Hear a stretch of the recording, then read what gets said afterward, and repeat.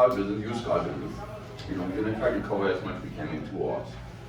But it's hard to tell you guys everything about the business, but I'm gonna try to, I'll give you guys a handbook, something you guys have to go by, and we're just gonna try to cover everything in the fastest way possible.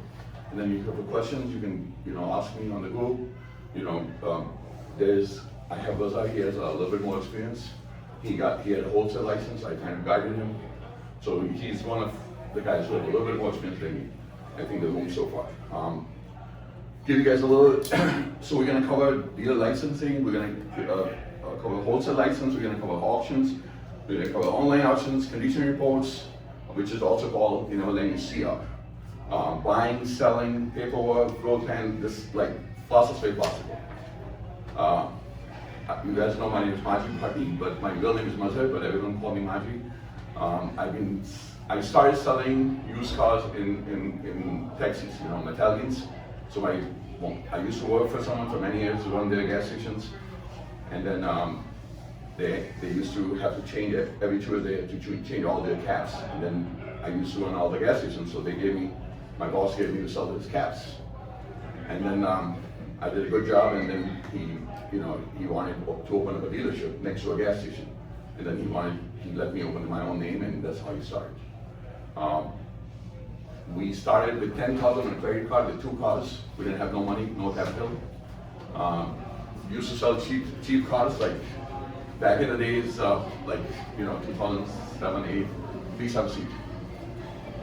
You guys can be here. So, I could buy a car at the auction at that time for like $600 and flip it for $1,000. Make $400, but that back in 2007, 8, 9, 10, making $400, $500 on a car was a lot, and it's like 100% profit. So we expanded. We had 1 location. We went it down up to like 10 locations. In 2017, we had 10 locations in the name brand Your Choice, My Choice, First Choice, 3 different companies. And then we had, in 2017, we opened our own public auction. It's called the Waukegan Auto Auction. So we own our own public auction. And then it got too much for me. Then I kind of closed some, and we kept 6. Then when the COVID came, I went into real estate. I love real estate, I love flipping houses. I just got sick of, playing with, I felt this was a little money than playing with a little higher share of the money. That went well, but at the end I learned I had to come back to my business, because nobody is going to take up your business than yourself. So I came back in my business last year fully, and then I felt like, this is something I do, let's teach other people how to do it. So this was a few things, I just wanted to cover, and then, so I just, we'll take a minute for everyone, so everyone would like to do a little introduction. What is your current experience with the cars? I have on the, quick intros. What part of used cars will interest you the most? And what is one goal you want to accomplish today after the season session? So I will start with you. You can just give a little intro of yourself, a name, and a little bit about your current experience with cars, either a beginner, buyer, seller, no experience, what kind of, what part of used cars interests you the most, buying, selling, auctions. Simple 3 questions just on the. Assalamualaikum. My name is Mohammed Anwar. Zero experience with cars. Just being a customer. Love driving them. Been driving them for 25 years now. I intend to learn more about this business. I'll just change my name and same intro, but my name is Yasin Pareed. I'm in the automation world, work with Siemens. I'm trying to get some, I'll say, side screen running, and I don't have any experience, although Mercy Bhai has been, blessing with us with his knowledge. So I have a little bit of experience that's coming from him. Otherwise, yeah, what's my next step would be obviously selling cars if I can, and bring this up as a business. Same.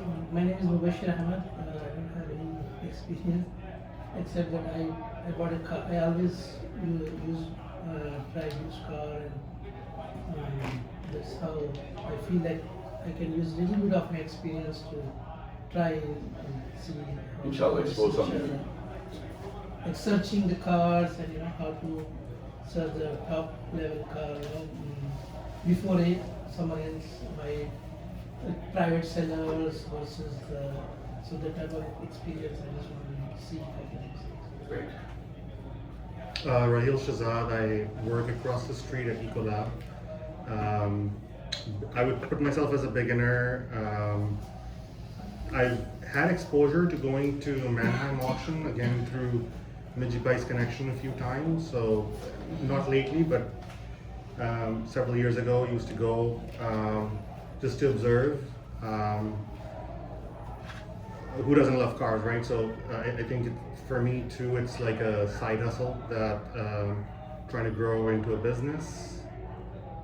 That's the next step for me. Great. My name is Nuruddin, and I have no experience. I just want to learn more about auctions and try to buy and sell cars after this. My name is Jamaluddin. I don't have any experience. Sometimes I used to just sell and buy and sell a car, used car, if it can make like 300, 400, 500 on top of it. But just for like, but I don't have real experience here. But after this class, maybe, I try to get like a couple of more cars and see inshallah. Assalamualaikum. My name is Tariq Azim. I have little experience, probably I have sold like 10, 15 cars in my life. So this I want to learn more about it, to buy a good car and sell it, make some extra money, just like side gig. Assalamualaikum. My name is Aman. I'm a beginner and I'm trying to learn how to flip cars and how to buy them for cheap and then sell them for more expensive with high quality. And then a goal that I'm trying to learn is trying to understand or get the whole insight throughout this whole meeting. Great.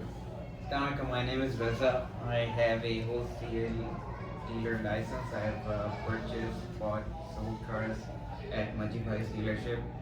What I do know about cars is all because of him, and any of the extra income that has been generated has been very good actually. Sometimes it's been break even, sometimes cars have gone at a loss because I made the mistake of paying higher. But one thing that Majibhai does say is that we don't love cars. We love to sell cars. We don't love cars. So don't buy a car that you really like. Buy that car which sells. So I'm here to now move into retail and make it my full-time income. My friend, My name is Abdul Sami. So I do the car business as a part-time. So we have a fleet where we rent out the cars to Uber drivers, and also on the side, if we find any good deals, so we buy it from auction and we just sell it either by auction if the car is not good, or otherwise on Facebook Marketplace or CarGurus or something. so you have a wholesale license or do you? I don't have a wholesale license, but I have a partnership with the dealership. So So you buy it under someone. yes, and mainly from Open Lane or So something. your goal is to open up your own dealership. My goal is that I would like to, first of all, I would like to learn what other methods or maybe more quality cars I can buy, because I find myself, I'm more into economical cars, and my always range is, I believe that you make money at the time when you buy the car. That is where the money is. If you buy a good deal, You buy it right. That's it. So I want to, but I want to scale it up and see, because right now all my customers are cash customers, so they have to come up with cash. So I'm not into any financing or anything. So I would like to learn how the real business is happening here in US and how I can grow. So my name is Haris. I'm Sabi's brother. So a lot of the things that he said, we try to do together. So the only thing I would add is I think we're doing car buying from auction and selling on a very part-time casual basis. Both him and I basically work full-time jobs, so this is really a side hustle.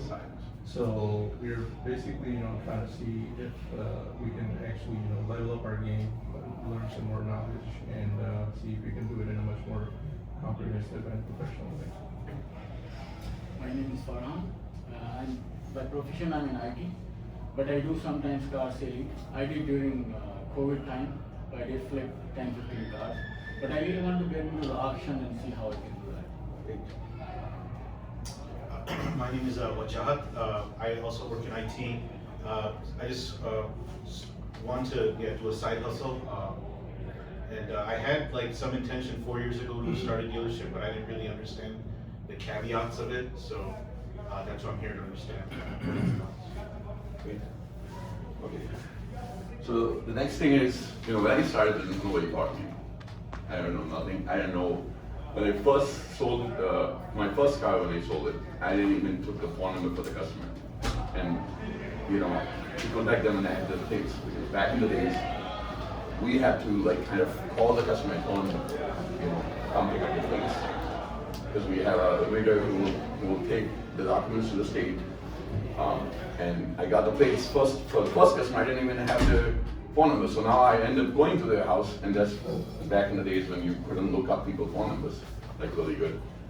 So the lady was surprised, like, how did you guys show up at my house with the plates? And I said, okay, and the first paperwork I did was after I sold the car, I did a bill of sale. Back in the days, it used to be like a tax form which you can fill with the hand. So I didn't know how to fill it. I just told the customer, like I knew the tax rate, just fill one document, which was a bill of sale. So bill of sale is your contract, which has to be done right. Which has to make sure that all the information is correctly in there.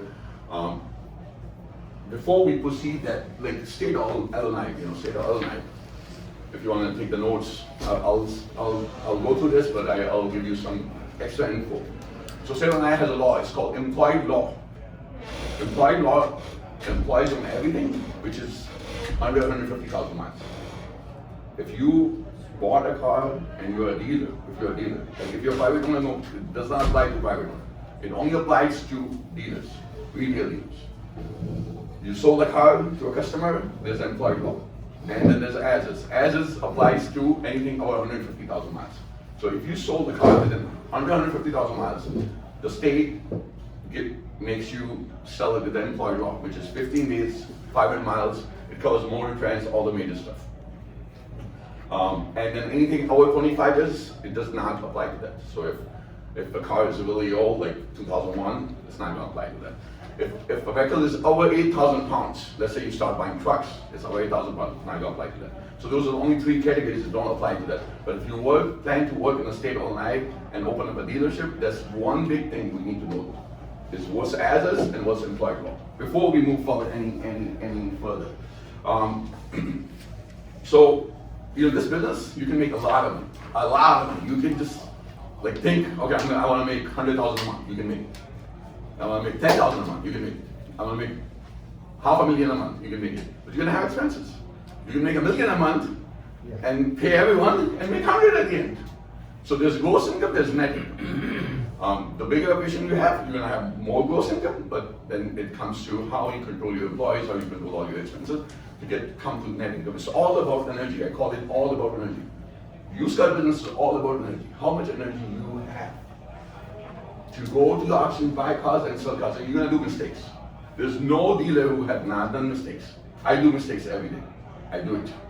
Yesterday, I bought a car from auction, a live auction, but I was bidding online. I put it at comma. I'm going to give you an example. The book was, the car fix we did was 28,000. MMR, which is Manheim value, is called MMR. So most of the biggest company which runs auctions, wholesale auction, is Manheim.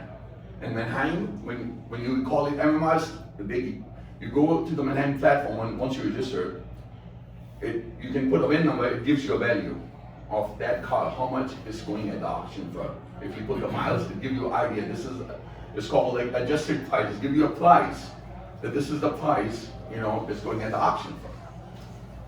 So the MMI was like 22, I ended up buying it for 18, but bad engine. It made it to my lot today, bad engine, it's okay. But the engine is expensive, it's $4,000, so it was not the best buy, but we're still gonna make money after we fix it. But it's just like all the money, I just took a risk. It was a risk, maybe it was just a small thing. But I'm just looking at the pictures, I was buying as is. I could have bought it something called AG, but we're gonna go through that later. AG means auction guarantee. So some vehicles you can buy at the auction with the AG auction guarantee, but there's a different platforms, there's a live auction where you go and buy. It's live auction, which I send you guys a video in the morning. I was at a live auction. So that's a live auction. You go to the auction, we see auctions bidding, this is the live auction. So we're doing a live auction. And there's a person in the lane who's called ringman. Most of the small auctions, they have auctioneer and they have a ringman. Ringman job is to get more money. So when we conduct auction, or any dealer auction conduct auction, it's like a show. The show is to, if you're a new person, or somebody who don't have experience, they're gonna hype you up and get money out. So you will not even know that the car is started at $2,000, you end up paying $3,000. You will not know. The only thing you will know, if you go 2 to 3 months and don't buy anything. You will not buy anything. I told you about the first car I sold, but I didn't tell you the first cars I bought. So the 10,000 I had, I spent 6,000 and I bought 3 cheap cars. And after I bought them, I find out there was junk. There was nowhere at all. And then I made a deal with the mechanic, and the $6,000 car sold got sold for $2,000. So I made a loss of $4,000. I couldn't sleep. I used to make, at that time I used to make $1,000 a week from the boss I used to work for. So that was like a big upset, I lost so much money, I'm not sleeping, and in the starting days, tell you the funny thing is, after that, the car which I really made money was a Cadillac DeVille, 1997 Cadillac DeVille. The reason I'm showing you this quick story is 1997 Cadillac. I bought it at auction for $1,800. It needed a wheel and it needed a light. I got it from junkyard for $200. $2,100, I got it ready. I put it on Craigslist for $39. At that time, Craigslist was the best thing. Right now, Craigslist is not the best thing. At that time, for shoppers, Craigslist was the best thing. You buy something, you put it on Craigslist. And this guy from Wisconsin called me for a Sunday. Normally, we're not supposed to sell cars on Sunday, but this was my only damn car on my lot. He called me and I said, yes, I have it. Come on, I'm open. And I made the bill of sale. But at that time, there was nothing electronic. You could just, because he was out of state buyer, I could just fill up like manual everything. There's nothing like you could issue an electronic thing. That's back in the days. So I filled out everything for the day before and sold him the car. So I was gonna give you a little bit more story. So when I talked to him, I went to my dealership, which was next to the gas station. And the 2-3 hours he said he was coming, I was washing the car, cleaning it. When he came to the lot, I was still wiping the car. When he came, I told him, let's test drive it. It's really shiny, nice car. It's ready. I told test drive it, this and that. And this guy was like, okay, let's take it for a spin. He loved it. He said, okay, I'll give you 35. And I said, listen, I just put a lot of money, 39, whatever. 37 we had to be. And it was a Wisconsin customer, so I didn't have to collect any taxes. So it was 37 out the door.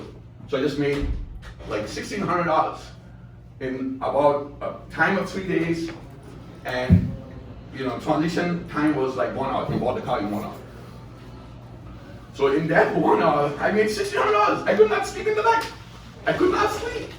Like all night I'm up. I could go to the auction in the morning. I gotta see how this works. I gotta go buy more cars, just Cadillacs, because that was the car I made money.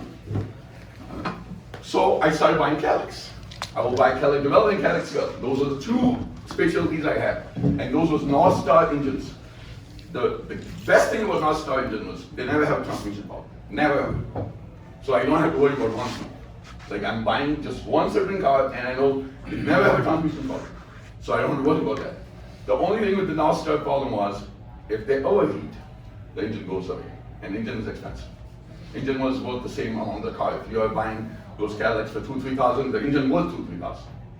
So you're that right there. and if they overheat, so I wanted to learn how, like, you know, I didn't have no mechanical background, I didn't have no nothing, I was not a mechanic, I don't know nothing. So when I go to the auction, I ask people, like, what to check in the calic? What I have to check in also? He said, open the radiator, see if you see any yellowish, anything coming out, and check the oil, and if you see any colors thing, like normally you would see milky or you would see something that means that gas is going bad and don't buy it. So I learned that, and then I will just go and check all the calics of the auction, make my list, and that was my journey. Like I got to the point of 15 calics, and then calic was the only car I would sell for the first 2-3 months. Then I started buying one more product at a time, and that kind of helped me because I was not focusing on different makes and models. I was only focusing on what I felt like I was comfortable and I was doing good and I could make money. So, just give you a little about buying and selling and understanding of what I just said about and the common mistakes. So, we covered this, so we're gonna go more forward. Okay, used car business real overview. So, we have public auctions, we have dealer-only auctions, we have online auctions, we have then we're gonna talk about wholesale license, we're gonna talk about retail dealership, we're gonna talk about export if somebody wants to do export. From outside, it's simple. Buy cheap, sell high. For anything, like Will said, buy cheap, sell high. Buy low, sell high. Very simple. So retail dealer vs wholesale dealer vs auction business. So let's start with the retail license. Retail license in Illinois. So every state is different. Just to let you know. I have worked in Wisconsin. I have worked in Indiana. I have a dealership in Indiana. I work in Illinois. So I kind of play out the Midwest. So when we talk about retail dealer in Illinois, the biggest thing is a zoning form. Wherever you're trying to open up a new dealership, if the city is willing to sign the zoning form, then you're all good. The rest of the stuff is easy peasy. Like applying from the state, it's easy peasy. The only one document I put on the WhatsApp group is called vehicle zoning form. I have that. I can show it to you guys, but it's on the group. This is this one paper. It's called Secretary of State. No, this is the instructions I followed.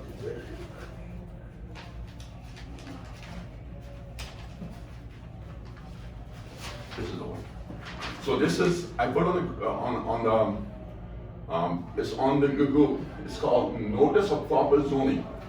So let's say you want to open up a retail dealership, and an area, there's a warehouse, there's a place, you talk to the landlord, he said, yes, I could rent you this place.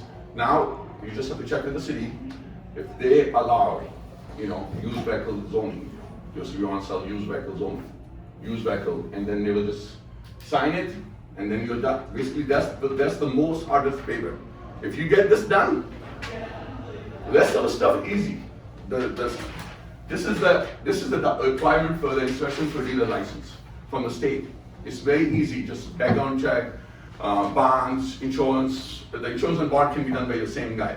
And the bond costs like $300, $400, $300. And the insurance can be, depending on how many cars you want to keep, how big is the lot, it can be anywhere from $3,000, $4,000, depending on the amount of cars you want to keep. So the bond, the insurance, and then they come in. After you apply with the state, and they're going to do a background check. And one important thing in the state of Illinois is they want you to take a class. So you have to take the class also. So those are the major requirements. But once you have this, you hit your jackpot. You can open the dealership. This thing is the most important thing.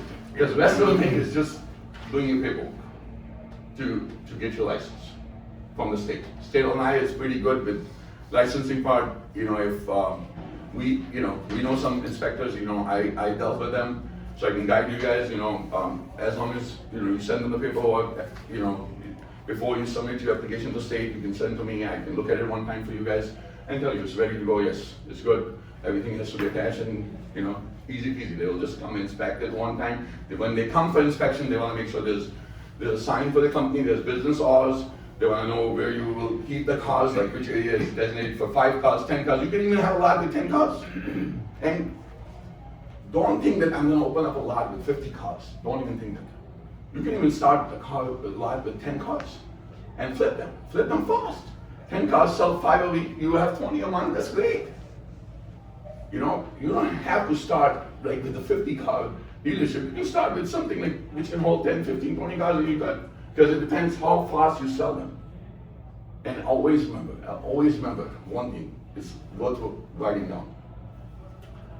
Customer of shade, F shades, vehicle F shades. So vehicle is, if you bought a vehicle, it's gonna sit on lot, it's just gonna lose its value, it's gonna have more, like it's the brakes will need work, it's just, so you wanna move it, you don't wanna keep it. When I first started, you know, like I told you, I didn't have a lot of money. So the auction I used to go to, they told me that at that time, most of the auctions allow it if you have a good credit. Like, they will let you take the car and you pay within the 7 days. They will say, you can take the car and you will pay us within 7 days. You will not have a title. So I will get 7 days free money because I don't have no money. So I will just get their car and sell it in 7 days. And I didn't invest any money because I didn't have no money. But mashallah, shukr alhamdulillah, within 6 months of working hard, or 7 months, I was able to buy the business next door, the gas station business next door. I bought it with the money I saved, $50,000 I saved in 7-8 months, working like crazy, hustling. And the guy selling the gas station next door, you know, the owner, he was leasing to someone else, who was actually my boss before. He ended up leasing it to me. And he said the price was $110,000, but I'm taking 50 right now. And I had a bag of money, 50,000 here, boss, you go. I got the gas station. And I got the whole damn place rented now. I got a gas station next to the dealership. So I'm a business owner that quick. So then, you know, I was, you know, like my background has been that normally I will work 70 to 80 hours. But when I used to work for him, I used to work 110 hours a week. That was my normal, 110. I used to sleep 2 hours in my car and that's it. So I'm workaholic. I don't, you know, I don't have problem working. I can work all the time. So, you know, when I got my own business, you know, my job was kind of done with my boss, so I just had my own business. So I had a lot of experience with gas stations, because that was one thing I knew. So I could make money in the cars, invest it back in the gas stations, and make some money and put it back in the cars. And I had 2 businesses, which was rolling money, and mashallah, we kept expanding. Because, you know, I had a lot of experience with that. But, you know, just to cover the retail part of it, you know, when you have a retail, the biggest jackpot you have is you can do financing, you can sell backend. So backend itself is a big thing. And I can do a whole class on F&I, but, you know, we have to keep going and we don't have, you know, I only have, you know, I don't have a lot of time to cover everything in detail. But if you have a retail lot, like if you end up opening up a retail lot, the biggest thing you're gonna have is, if you're selling nicer cars means above 10,000. You can sell from backend.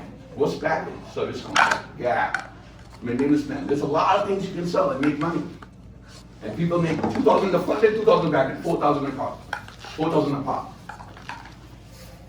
You know, but you bought the car. There's times when we bought the car wrong. I give you an example. Right now, Honda CRVs, they're going crazy now, crazy, and we're buying them. We're not leaving not in a single Honda CRV in any auctions. Any Honda CRV comes, your choice is buying it. My company was buying it. We're not leaving them alone. Because they're hard to buy and we're selling them, you know, and we're putting up a price, but we're probably selling them maybe $2,000 more than what we paid. But on a nicer Honda CRVs, we're able to do a back. So, you know, if you can create that, that's good. Wholesale license which Raza has. So wholesale license is only meant to sell to a dealer or back adoption. But easy thing to do, like you don't need a place. You basically, there's companies who get you a wholesale license. You just pay them like $3,000 to start and like $300 to $400 a month, and you have a wholesale license. They will guide you. There's multiple companies. You can Google online. I can refer you some. I never worked with the company directly, but Raza did. I recommended one company. He got a wholesale license to them.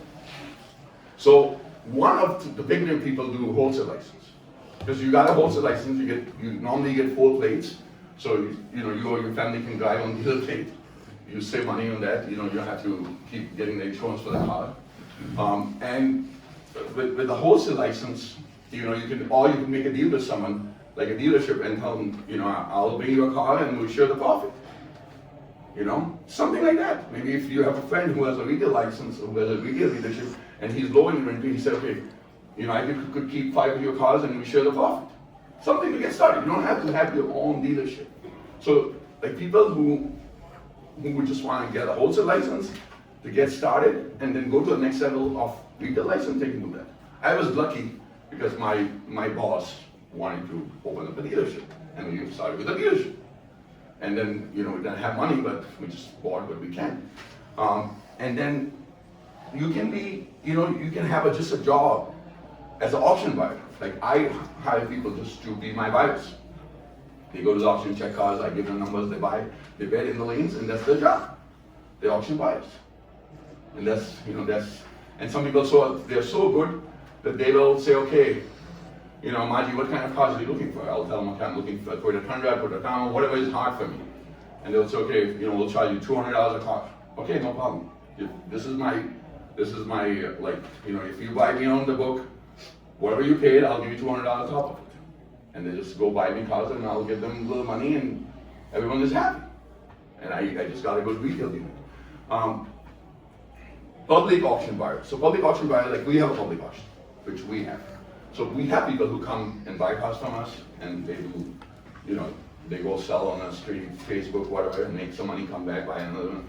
If they do, the law is they can only buy 4, so they will bring a family friend or someone, and they, you know, when they get max like 20, 25 deals a year, then they stop coming for a while, then they come back. But you know, we have a lot of return customers at our auction. And you can go to OPNAF, you can go to Auction Associates. What's Auction Associates? Auction Associates is the auction in Wisconsin. You want to write it down, you can write it down. It's a good place to start.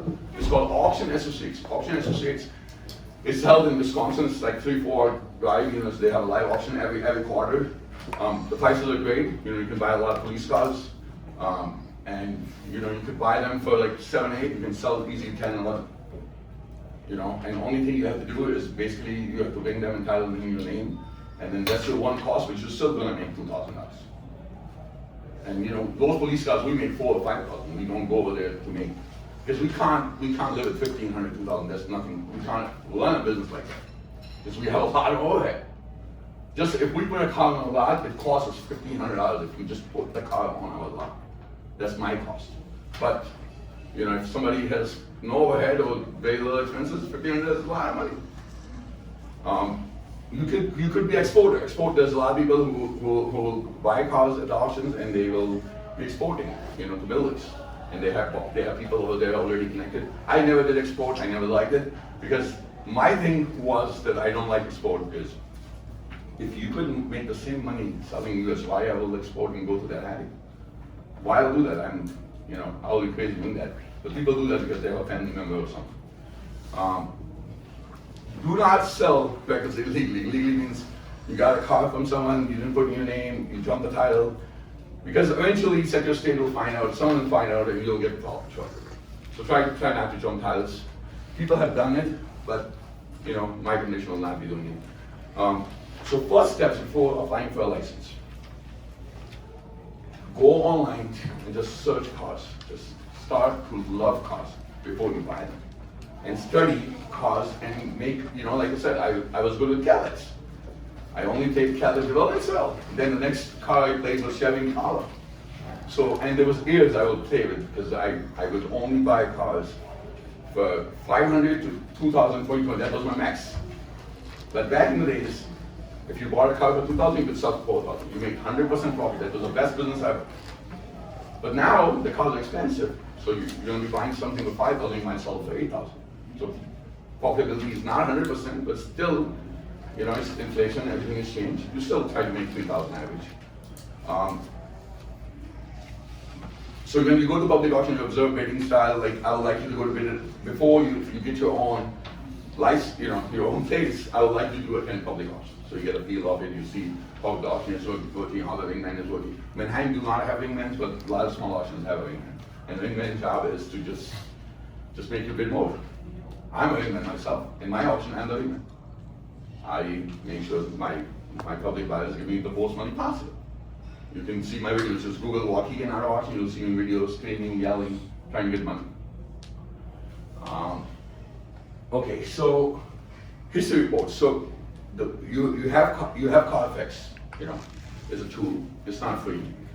You could buy, like, I think they sell so many Carfax for so much money, you could do that.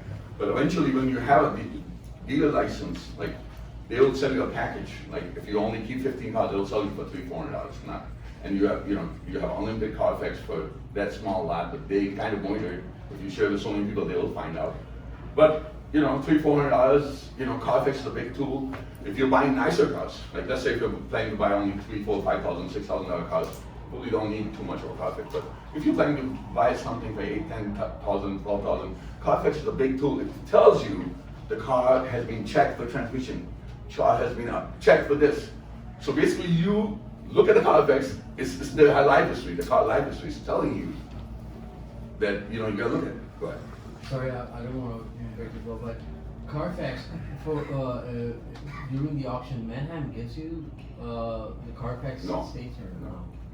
Manheim do not give you Carfax. Some auctions you might have just like it will tell you how many owners or the little snap, but it wouldn't have the whole auto check. So that's kind of linked to auto check. So most of the auctions they don't use Carfax. They all use auto check. Auto check is owned by Experian. It's a second thing. But auto check don't give you good history for service. And basically, when you are buying a car, you're looking at service. You want to know what got fixed, how much service work has done, what I'm buying. This is an asset you're buying. Do you need? Sorry. Number of owners also. The number of owners really make a difference. How many accidents? Is the minor to moderate? All those things really make a difference. Do you need both or just Carfax? Carfax is good. Carfax is the best. So basically, Carfax is getting its information or the data from probably insurance companies or. No, they already have all the mechanic shops, all the places are signed up with them. So whenever they do any work, like repair work, it just goes, data goes to Carfax right away. When you go to Jiffy Lube and you do an oil change or tire rotation, that gets reported onto Carfax. Who don't have a handbook? We got some new people, right? The handbook. Have you run into that where you buy a car from there and there's no history on it though? There will be some history, but not too much service, but there will always be a history. Like one owner, two owner. Yeah. The sale is for sure reported. The sale will be reported. The sale or like, if you do emission testing. Yeah, if emission they testing did like, will be, like if they did like a, valve repair or something like that. Like I said, the major stuff will be there, but it depends. They could be fixing the car in their garage. Exactly, that's right. There'll be nothing. And that happens. So Manheim can sell that sort of car, are those options? Anyone can sell anything. It can have a car with no frame down there. It can have a car with a bad engine. That's normal. We buy bad cars all day long, and good cars all day long. That's normal. That's the business. Like a guy like me, if I buy 25, 30 a day, I could easily buy 5 or 6 bad cars. But that's okay for me because that's my business, and I take a risk. Maybe this cars, my mechanic was not, I have a person who go checks for me, he was not able to check, but in lane, it felt cheap. There was a lot of room in there. There was $6,000, $7,000 room. I couldn't let the car go, so I'll just buy the damn thing and try my luck. And that's normal. We do that all the time. As dealers, we take a risk. Like that's how the traders are, we are car traders.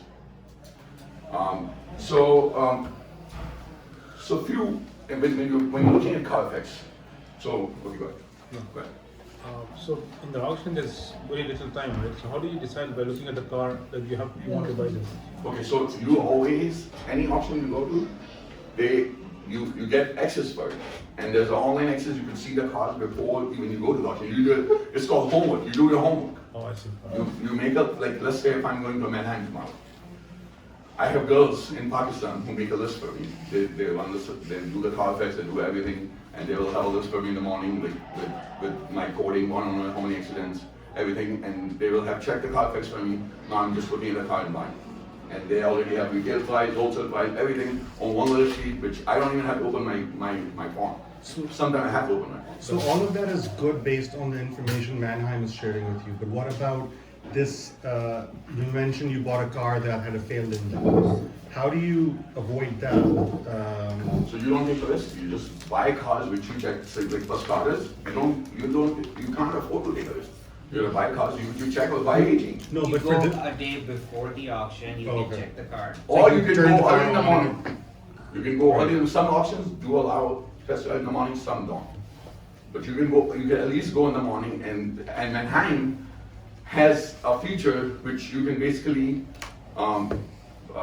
look at the codes on the cars. yeah, the red, yellow, green thing? Yes, Yeah. so, And they will let you play around the car, like if you wanted to see the engine oil or anything you like can that. open the hood. Mannheim and them, they don't like test drive, so you can, as long as the car's sitting there, they don't have a problem. Unless you open the hood, check the oil, no problem, nothing, there's no problem with that. The small auctions will let you test drive it, they have test drives. Like, before you really go to the auctions, I would like you to go to public auctions, like I told you before. Public auctions are a good way to learn and to understand, and basically, auction itself, like I said, is it's a show. It's a show which auction companies try to get the most money for the seller. They're looking, okay, remember one thing, most important. All the auctions, they work for sellers, they don't work for buyers. Nobody works for buyers. So if you're a buyer, nobody's working for you.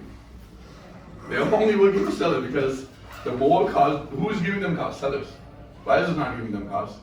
And after COVID, the whole market has changed. It's only sellers market. So if I'm auctioning, let's say I'm auctioning a lane, and I have 5 cars in my one, or 10 cars, or 20 cars, or whatever, I have a number for every car, and I'm gonna make sure that I get that number or more from you. That's my job. That's how the auction company paid me as an auctioneer. That if I got money, what was told to me. If I didn't get the money, I didn't do my job. I'm not good at it. So that's their job, to get the most out of you. But you have to be good, you have to control your emotions, you have to check the car, and you have to make sure nobody's bidding against you if you're in live auction. If you saw me today in the video, I send you guys a video because I'm standing behind the area which is like behind the cameras, and nobody can see me online, so I always stand in the area where I'm in the other lane. I'm behind where any cameras can see me, so the only buyers can't see me, and I'm looking in the auctioneer eye. That's how I bid. And I stand straight in the line where I'm just looking at the auction. And it has been very successful for me. That's what I do, but I already checked the car. You can't just stand there and buy a car and then even check it. So you have to look at the car as well. I'm sorry about Manji, but you mentioned earlier auction guarantee. So you gave an example, you purchased a car with a bad engine. So if you had an auction guarantee on It's that. as is. I bought Okay, it so as- you bought it as is, but if it was auction guarantee, you can technically return that car. Okay, so you can, but you have to do a PSI. Write it down, PSI, post-sale inspection. If you don't do a post-sale inspection, you're not gonna get anything. Sorry, so who does the post-sale inspection? Auction, they do it for you. They charge you some money for it. Okay. They charge So you. they'll check the engine, transmission, all They'll the check. windows, electricity, everything that can. They'll check all the major stuff. They don't cover anything under 500, they don't cover small stuff, but motor fans, Yeah, time change. yeah, that- All the major stuff is covered. Okay. And they give you 7 days. You could buy a PSI, it's called PSI. You can buy a PSI for 7 days or 14 days. Some auctions allow you 14 days. So you can buy a green light card and get a PSI for 14 days, pull it out, you can still bring it back within the 14 days, but there's also a restriction of miles. You cannot go so much miles. Sure. So there'll be like 7 days, 150 miles, 14 days, 250 miles. So, and every auction is different. Mannheim has a different rule. And then most of the auctions, under 3,000, everything is as is, even for the frame. So let's say you bought a car for 2,500 and the frame is shot and you can't do nothing about it. That's how you bought it. But, if you bought more than 3,000, you could take it back within 7 days. Before the 7 day. So I'll give you an example. So when I first started, I bought a car AG. I did all these, mistakes. I bought a car AG, I checked in the auction, it's run fine, I did the test drive, there was a test drive allowed at a time, and I pulled it out and the car's bad. and I didn't do the PSI, so I can't do anything. If I would have avoided the PSI, I could just go to arbitration and do the arbitration. So the way the arbitration works is, you can only do the same day. You're physically there, you bought the car, now it was green light, you checked it, you can go to the arbitration, and you felt like the engine is bad, transfer is bad. You can write that down for them and they inspect it. If it's bad, they'll kill it. It's called kill it. They'll kill it. Or, they will still, you told us engine is bad, but engine is good. It's not the engine. So then, they said, the deal is good, you gotta keep it. So what's the difference between auction guarantee? I got the PSI, but it sounds like if it's green light, it's auction guarantee. Yes. And so what protection are you getting with that? The arbitration process? Yeah, that's the arbitration. Like, if you are smart enough to check the car at the auction, Okay. and then, like a lot of small auctions, like independent auctions, the deal we made with them, everything we buy, they check for fitting, and they check, if it's a green light, they check it for us. We just have a very discounted rate with them, because everything we buy, we just get it done. Even though my mechanics check it, we still get it done. Because we don't wanna buy a green light car, and then, after 2 days, we have this So problem. how they charge for the AG? I mean, it's a percentage of the price or standard? The PSI mostly cheap, like 150 to 7 days is 150 normally, normal auction, and then 14 days will be like 250. So it could be or any 25. car. It could be any car. It's a flat rate for that. It's not like How does that work? Do they have the list up maybe a week before, so if you wanted to purchase a particular car? you should look at it at night before. That's the best time because it costs. But then when are you buying the PSI or the PSI? PSI you buying it after you bought the damn car. Oh, okay. How are you gonna buy it before you bought the car? No, but is PSI like an insurance or like a warranty? It's Is like a Is warranty. it per car or is it just It's per car. for you as a dealer, regardless of the number of cars you buy? No, we pay for every damn car. They just give us a discounted rate.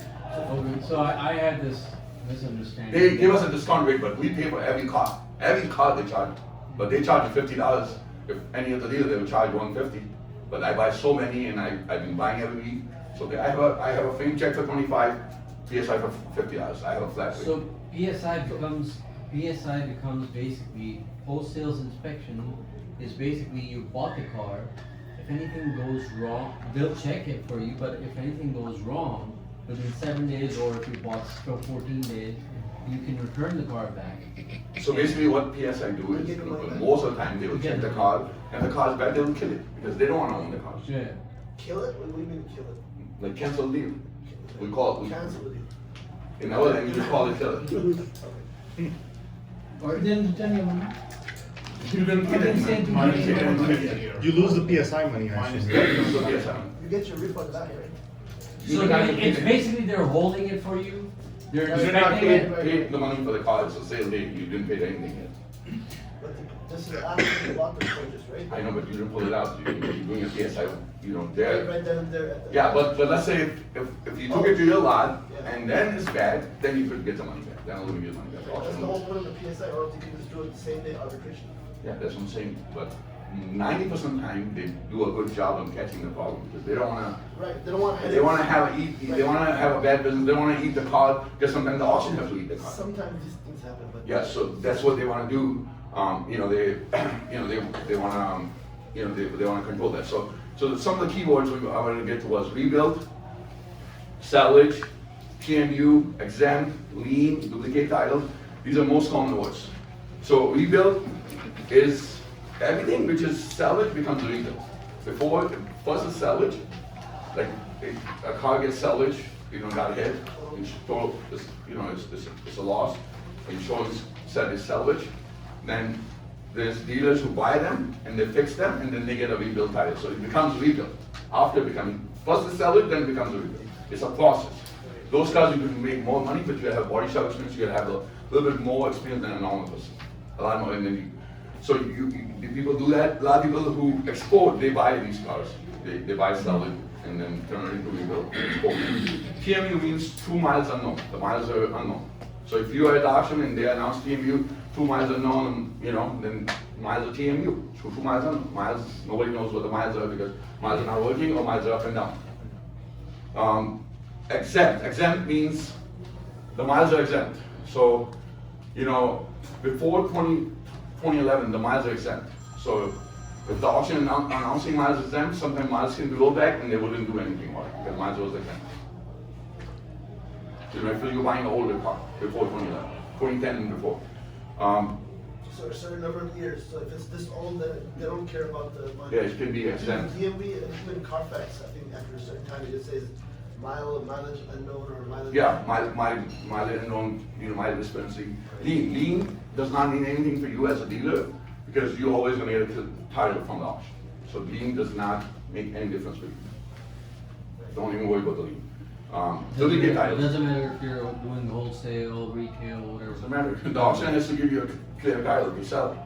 That's what you're paying for. So if they don't give you a title, you know, there's a problem. You're not able But if you are to. buying from a private party, then lien is major. If you're buying from private party, you're gonna get a title from them. You know, they will give you a That's title not which has the a. lien, just say that.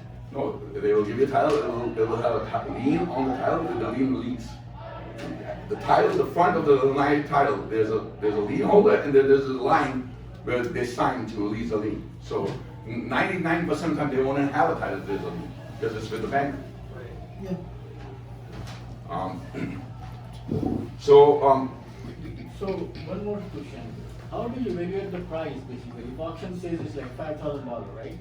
So how should I pick the price, like 6,000, 6,500? How do I do that?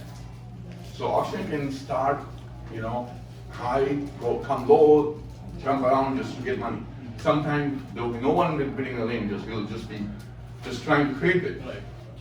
So you have to really know if someone is bidding. I told you guys that if you're going to live auction, the art is to know if somebody is bidding. That's why you are supposed to go to the auction for 2-3 months and don't buy anything. Don't buy anything. Just look around and see what the heck is going on. Just be a, you know, yeah, just look and see what's going on because they're gonna cut your throat in a second. Yeah. Without you knowing it. Decide your path. So, you know, like I said, decide your path for retail, wholesale, auction, you know. And then we're gonna talk more about the whole, you know, like a dealer wholesale license. So we did talk about it a little bit in the start. So you need to form a business entity. You can have LLC, you can have a S corporation, you can have, you know, you can talk to your accountant and get the best formation for that. You can, you know, you can even form a company now and use it later. That's not a big deal. And as long as you have an EIN number, you have your Secretary of State L9, you can even open a bank account and you can even have a business yet. You can just have your own home address for right now and then switch it to dealership when you're ready. Sales tax number. Sales tax you just start when you open up a dealership. You're not going to have a sales tax number until you are ready to sell cars because you don't need it. Like I said, approved business location is just this farm. This farm is the most important thing in Illinois. So when I was opening locations like left and right, and I got to 10 locations, I would just go to the city, get this farm signed, and that's it. And sometimes, you know, I know that there was a problem, so I had to like work with the city, like find out who was there. If it's close to the Christmas time, buy some gifts, give them. Then buy the girls some gifts. Just next time meet them, can you please help me sign this damn thing? You know, it's done. You have to make some connections where you want to open your business. If you have a business already, you know, you want to expand, like you have a mechanic shop, you want something like that, and you want to expand into retail. You know, if you have a good connection, sometimes they will allow you to keep 5-10 cars just and get a license. Many people have done it without any problems. So this is a zoning form, an office space, little office space. If they don't really need a big one, you can even have a like a, you know, small, like a box office, you know, trailer office. And a lot of people in Chicago has trailer offices on Western. Like I said, bond insurance, you can get it from one guy, just an insurance guy. You can do both things in one day. Background check. All these, they want a background check, so basically you just go to these fingerprint places and they send you to state. So you don't have to do nothing else. It's not a big deal. And then you just send it directly to state. Just your other question. Sorry that much, but so you have to have like there's no way to open up a license or a dealership in Illinois without this. You have to have This is the key right there. I have the key in front of you. So I have to rent something or buy But this is for something. retail though, right? This is for retail. Not for wholesale. Not for wholesale. This is Yeah. retail. Wholesale is the companies who specialize in renting spaces. So they basically have offices and they charge you $3,000, $4,000 to set up. They even do your corporation, do everything for you. And then that's the business. They make $300 to $400 a month from you, and that's your only cost, $300 to $400 a month. And basically that includes your insurance, bond, everything. Right? He has done it. For the first year. Yeah. And you was paying how much? $400 a month? $400 a month. That's what I'm paying. So And how much that's is it the startup cost? About $3,000, Yeah, $3,000 to $4,000, and then he had a deal late. You know, he could, you know, that way you save insurance on your custom car. You know, you and then the person can drive. Could you do that part yourself though, right? So, I mean, if they're The charging wholesale you- license, Yeah. you could not do it. You could not put your home address. It has and No, but what if So we let's get, say if you have a place, someone has another office and they're offering you that. Yeah, but Illinois is very strict. It's not easy to get a wholesale license in LA. Only a few states allow it. Wisconsin is pretty easy, but some of the states which allow it, you can Google it, and those are the companies only doing those states. Illinois is not one of them. It's Indiana is easier. very easy. Yeah, it's much easier to go through, let's say, WDL Corpus, but I Right, because they specialize in that, and you know they do it all for you. So you just and then they kind of help you out, regulate it, tell you what's going on in the wholesale market. But by law, you're not supposed to sell to the public. People have done it. Right, a lot of my friends have done it. Right. What they used to do was give them a bill of sale, go to the insurance and get you know, and that was normal back in the days. Like now, like there was a time Indiana allowed a wholesale license. Every damn guy in south side of Chicago had a wholesale license. They was buying cars and then selling cars on the street. It was a normal thing. In Illinois? Yeah. So you can sell in Illinois with the They had an Indiana wholesale license, and that's what happened. He had a Wisconsin wholesale license, and that's okay. I think Wisconsin and Indiana have different rules in their. But these companies, they set it up for you. If you use one of those companies, they set it up for you. And then, like I said, you know, you can get a wholesale license and make a friend, a dealer friend, you know, who has space, and you can say, okay, you know, would you consign 10 cars? Would you consign 5 cars? A lot of dealers do that. And then you can be 50-50. Normally it's 50-50. So technically, if you're a wholesale listener, I'm a wholesale dealer. I can buy a car from a dealer or from the auction. Technically, I'm not allowed to sell to the public. Yes. The loophole is that I can consign those cars at a retail dealer and then have my deal with them and sell them through them. So that way, I'm on the right side of the law without any issues. Is that what you're saying? Yes. People have done it all the time. I mean, you can do it. Yeah, it's totally legal. The whole idea, I think, is that so it's regulated. You don't have a lot of private people coming to the dealer in the business and then saturating the market and then creating that big. So before, like I said, when Indiana allowed it, it was you know, it was just crazy. It was everyone had a wholesale license. Indiana allowed Armenia? No, they don't allow They don't give wholesale license anymore? No, they won't. Illinois being there. No, so go to Indiana. No, Wisconsin do it. Many states still do it. There's many states who do it. You can't buy and sell district deals anymore? Is that like? You can, like I told you, there's some states allow it, and there's companies who help you do that. So you can be living in Illinois, but get a wholesale license in any state. Right. Because you are getting in your company name. Right. You're not getting in your own name, it's under a company name, and you can sell all over the US, buy all over the US, but you're just not supposed to sell to the public. That's the only sideline. I understand that. My question is, has the rules got more stricter because people are breaking the rules? Yes, it got stricter because The people. rules completely changed where they're No, not issuing wholesale license. people was breaking the rules, left and right. They was doing crazy. So that's not really it.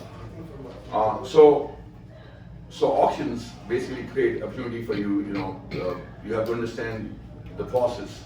Like one thing which is important is the condition report. So you could buy a car from Anaheim, and you can have, the condition report starts from 1 to 5. So car with a 5 condition report is the best, and 1 or 1.5 is kind of worst. So you could have a car with a 4.5 condition report and a bad engine. Because condition report does not specify internal trans. They only look at the condition. It's called condition report. If scratch, then C-trip, condition. Just remember that. You could be online. Hey, I just saw 4.7. Let me buy it. And you bought the damn thing, and you went over there, and the auction says, as is. We had the car looks great. That's when we had 4.7. But the car was bad, and that happened to me multiple times. So I stopped looking at the damn condition report.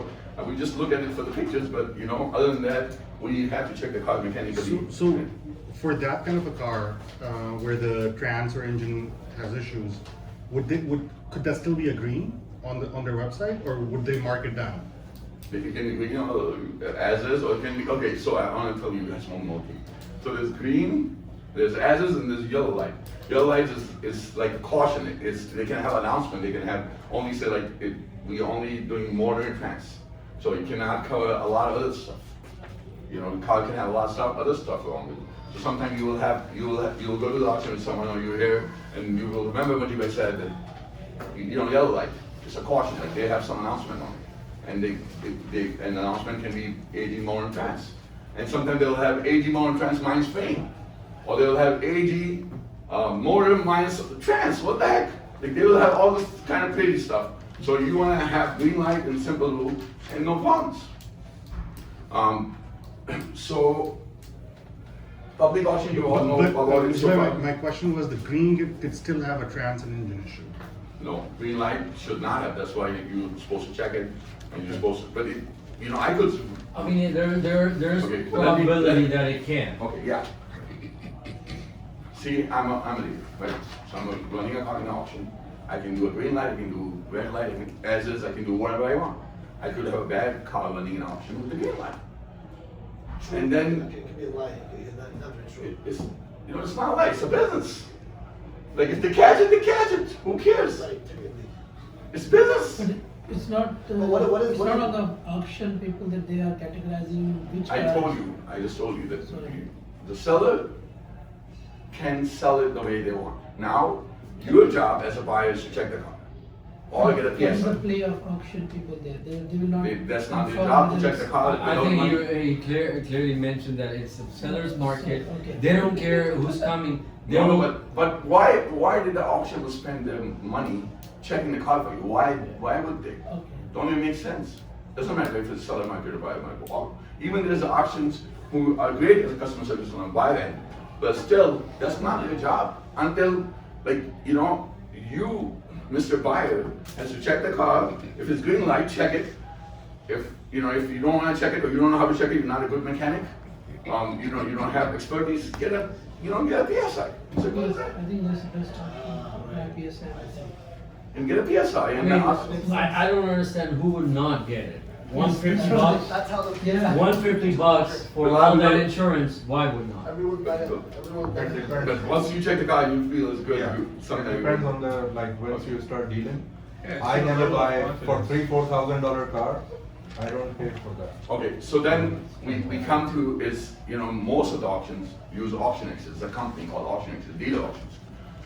And then, you know, once you get your license, you register with AuctionX and you get a card and you can basically go to all the auctions, any small auction, big auction, any auction, with that card. Like we talked about green light, we talked about the ads. That means red light, buy accept all the risk, and there's no arbitration offer. Only arbitration offer is for frame. If the car is more than 3,000, you still have option frame. So we'll buy a bad car, and the first thing we do is we check the damn frame. Then we get lucky, and that happens all the time. That, you know, we bought a car, and it had a bad engine, and we bought it for like 12,000, 15,000. The frame was bad, and we killed it. We got lucky, you know, and they did not announce frame bad or anything, and mostly announcement will be as is. So if you end up buying a bad car at the auction, you want to try your luck, always go for frame check. Or you can tell the auction to do a frame check and they will charge you $75, $80 and do a frame check. So I'll give you an example. There was a Honda SC. You know, sometimes I get mad at another buyer, and I'm just in a field of my own. You know, it's a 2,700. I end up paying $6,000. Just normally it happens in March when the auction is really high, like tax refund money, like tax refund money. This time of the business really peaks. So I paid $6,000 because we were just like, I don't want the other guy to get it, or we were just trying to see who's gonna get it, who's gonna get, you know, then you're gonna get messed up. So, you know, I got messed up, and I just did a frame check and it got killed. You know, I was lucky. I paid a lot of money. Carfax retail was only $7,000. I bought it for $6,000. It was not much money to make, but you know, that happens. Okay, most of the time in the auction, you're buying a car, title will be absent. That's normal. There's no problem with that. But auctions have rules for titles. Many auctions have 29 days. So 29 days, if there's no title, you can still kill the car. They will give you money back if they have took your money. This is one way you could return the car. So before, let's say you bought a car from the auction and the car is bad. Your first option is if it's a green light, you can do a PSI. But if you didn't do a green light, you can buy it as is. Your first option is check your name. Now, you did not, fame is good. The second option is to wait till the title comes. Because sometimes you get lucky and no title and you can return the damn car in 29 days. So you have that one lucky chance at the end that maybe the seller didn't bring in the title, and that happens too. I sell cars in Rockford every week, the Rockford Auto Auction. I sell 25 to 30 every week, of my cars which we don't want. It's rejected by my companies. And we don't want to fix them because, we just don't feel like fixing them or whatever, my mechanics don't want them. Because we don't want to keep a car for a long time because it's costing us money sitting on the lot. So we have to just turn it back into cash and take our loss. And we do take a loss when we sell it back to the auction. It's not like we're making money because the car is issued. Just my story. I had titles, I could not produce. Sometimes we lost a title. Sometimes when we got a trade-in and my guys can't find the damn title, shit happens, Nobody's best at doing their job, but it just happens. So you should use the title, wait till the title comes before you fix the car if there's something wrong with the car. We talked about the TMU. Okay, there's something called if bid. It's very important. So if bid is you went to the auction, you bought a car, auction said sold with an if.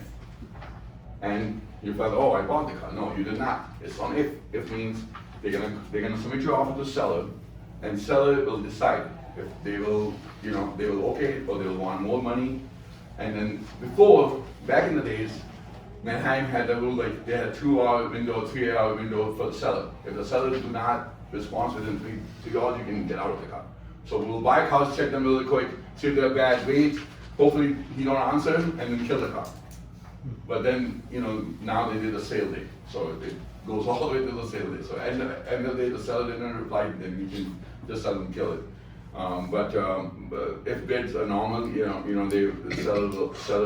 seller will decide because it's a seller car. They will decide if they want to sell it or no. But you, as a buyer, if you're buying a car, you can tell the auctioneer, I don't want to take it at bid. If he wants to bid to me, I don't want to buy it. Something you can do that. And then buyer fees. So all the auctions charge buying fees. That's where they make the most of the money right now because the seller market. So they're not even charging sellers much. They're picking up cars for them like almost free, because they don't have cars. The auctions don't have cars. They need cars. They're begging new car stores to give them cars.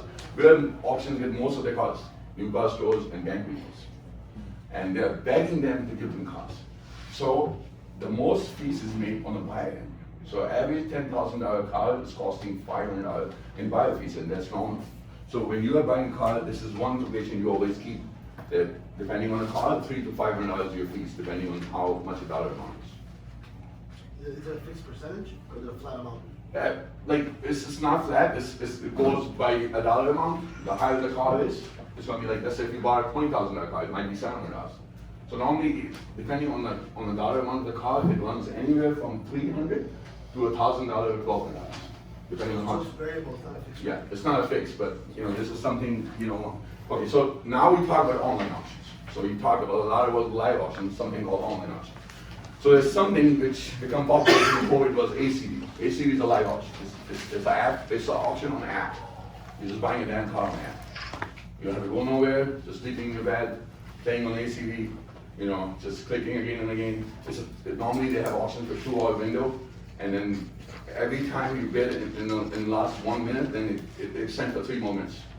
So the last bid can go on for 30 minutes. And you gotta call and miss the damn car. Or you could be bidding on multiple cars and you get the car. But ACV is one online auction. The best thing about them is they have an inspection, everything is on there. They give you a 10-day auction guarantee. But the way the guarantee works is, you know, if the car, you got the car now, you got inspected, the car is issued, they want you to take it to a mechanic shop, or they'll send their own inspector. And then, once they find out the car is an issue, which you said they verified the issue, they'll just give you money for it, adjustment for it. They wouldn't take the car back, which is a bad part. Like live auctions take the car back. Mostly the online auctions, because they don't have a physical place, they don't take the car back, they just give you money. And the rules are set up where you just have to take the money they're offering you. Sometimes they will be offering you less than what it costs to fix, but that's the risk you take. But some people, they are good with live auction, you know, online auctions. You know, I used to buy a lot of cars on OpenLane and ACV.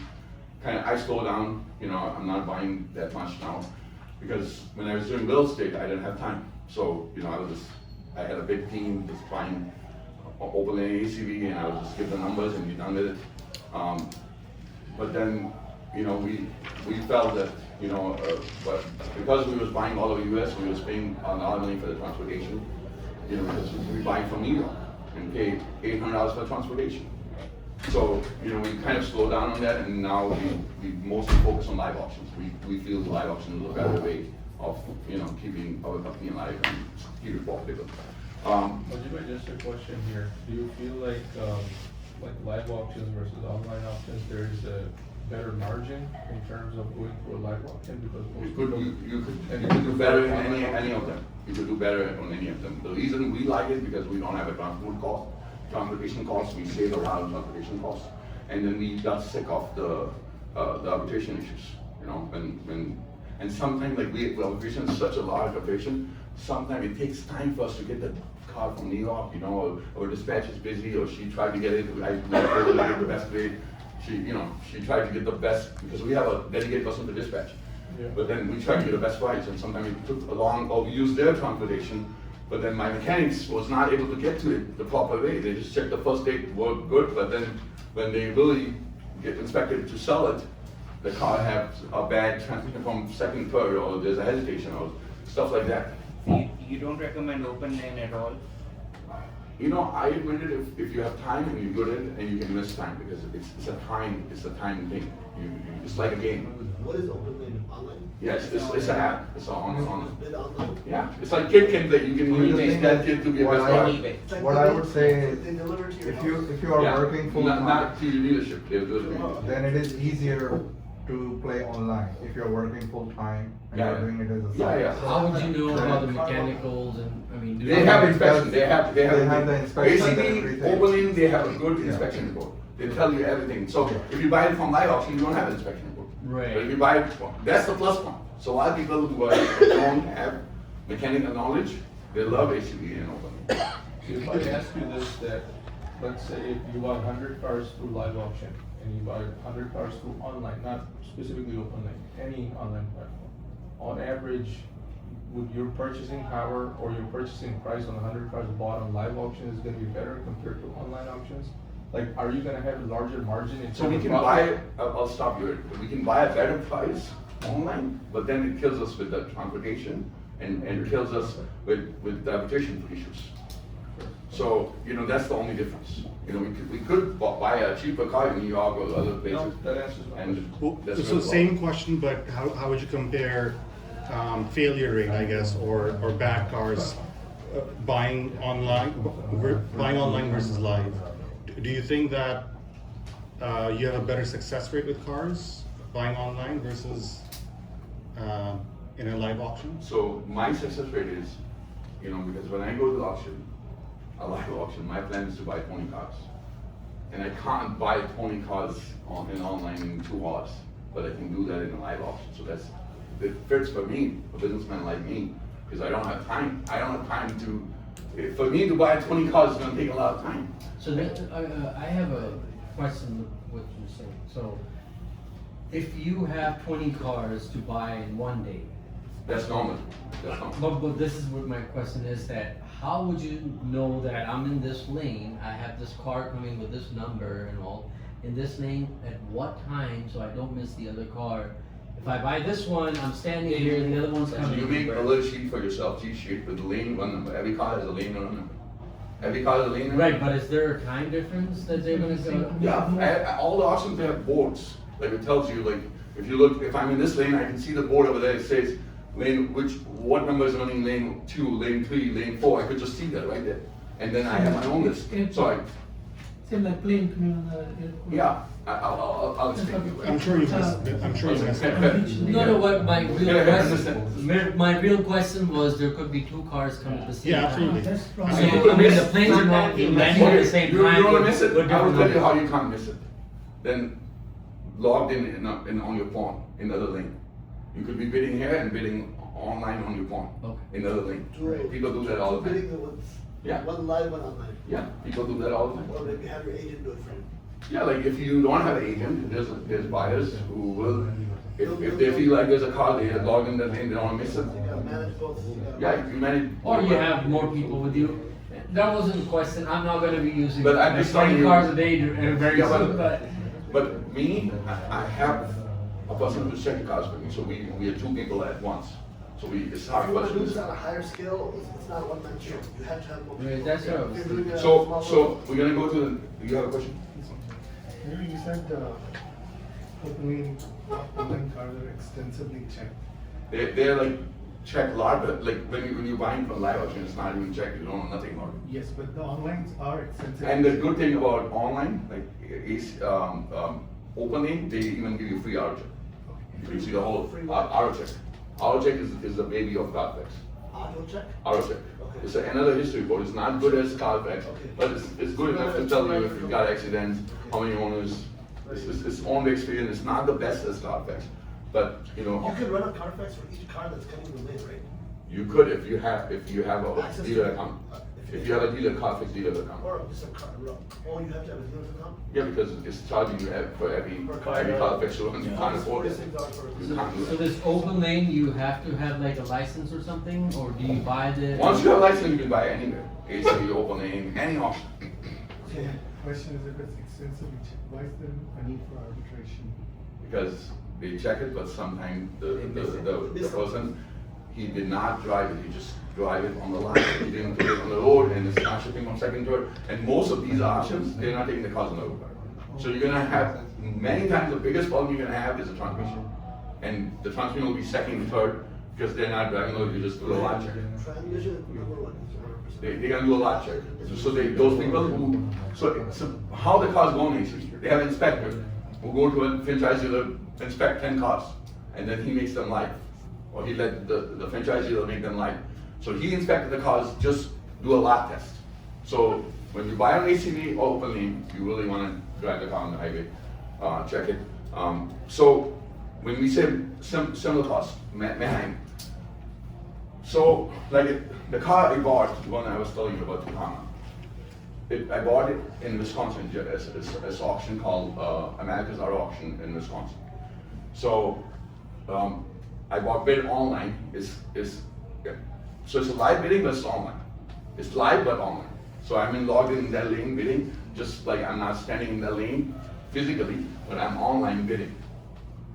So I couldn't. The worst part is you couldn't hear the car. You just look at the pictures. You saw there's no checking in light. The car looked good. You check the Carfax. Those are the only options you have when you're bidding just on some of the costs. If you just look at the Carfax, you look at the pictures, and you make your decision, and then.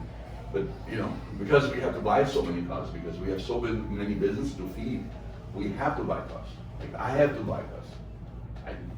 That's my problem. Like I need cars for my public auction. I need cars for my location in Indiana. I need to source your choice, which we keep about 900,000 cars at a time, minimum 1,000 cars between the 4 locations. So we need cars, and we sell cars. And this is normal. Okay. Next, online auction risks. So, like I just told you guys, you cannot touch, you cannot smell. So if there's a head gasket, you cannot smell, you cannot drive, you can look at the car. What I just told you is right here. You depend on photos, videos, seller condition reports, announcement, title rules. Like basically, you just look at the pictures and looking at contracts and making a decision. A car can be cheap online, like I said. Like this point right here tells you for your question. So when we buy on ACV and open lane, we can buy a car cheap, but then we have sometimes more transportation costs. Or there's, they inspected a car which we did not drive, but the repairs came with it, you know. And sometimes, like some small repairs they wouldn't cover, like brakes and stuff, or some small things which are there and they're not covered.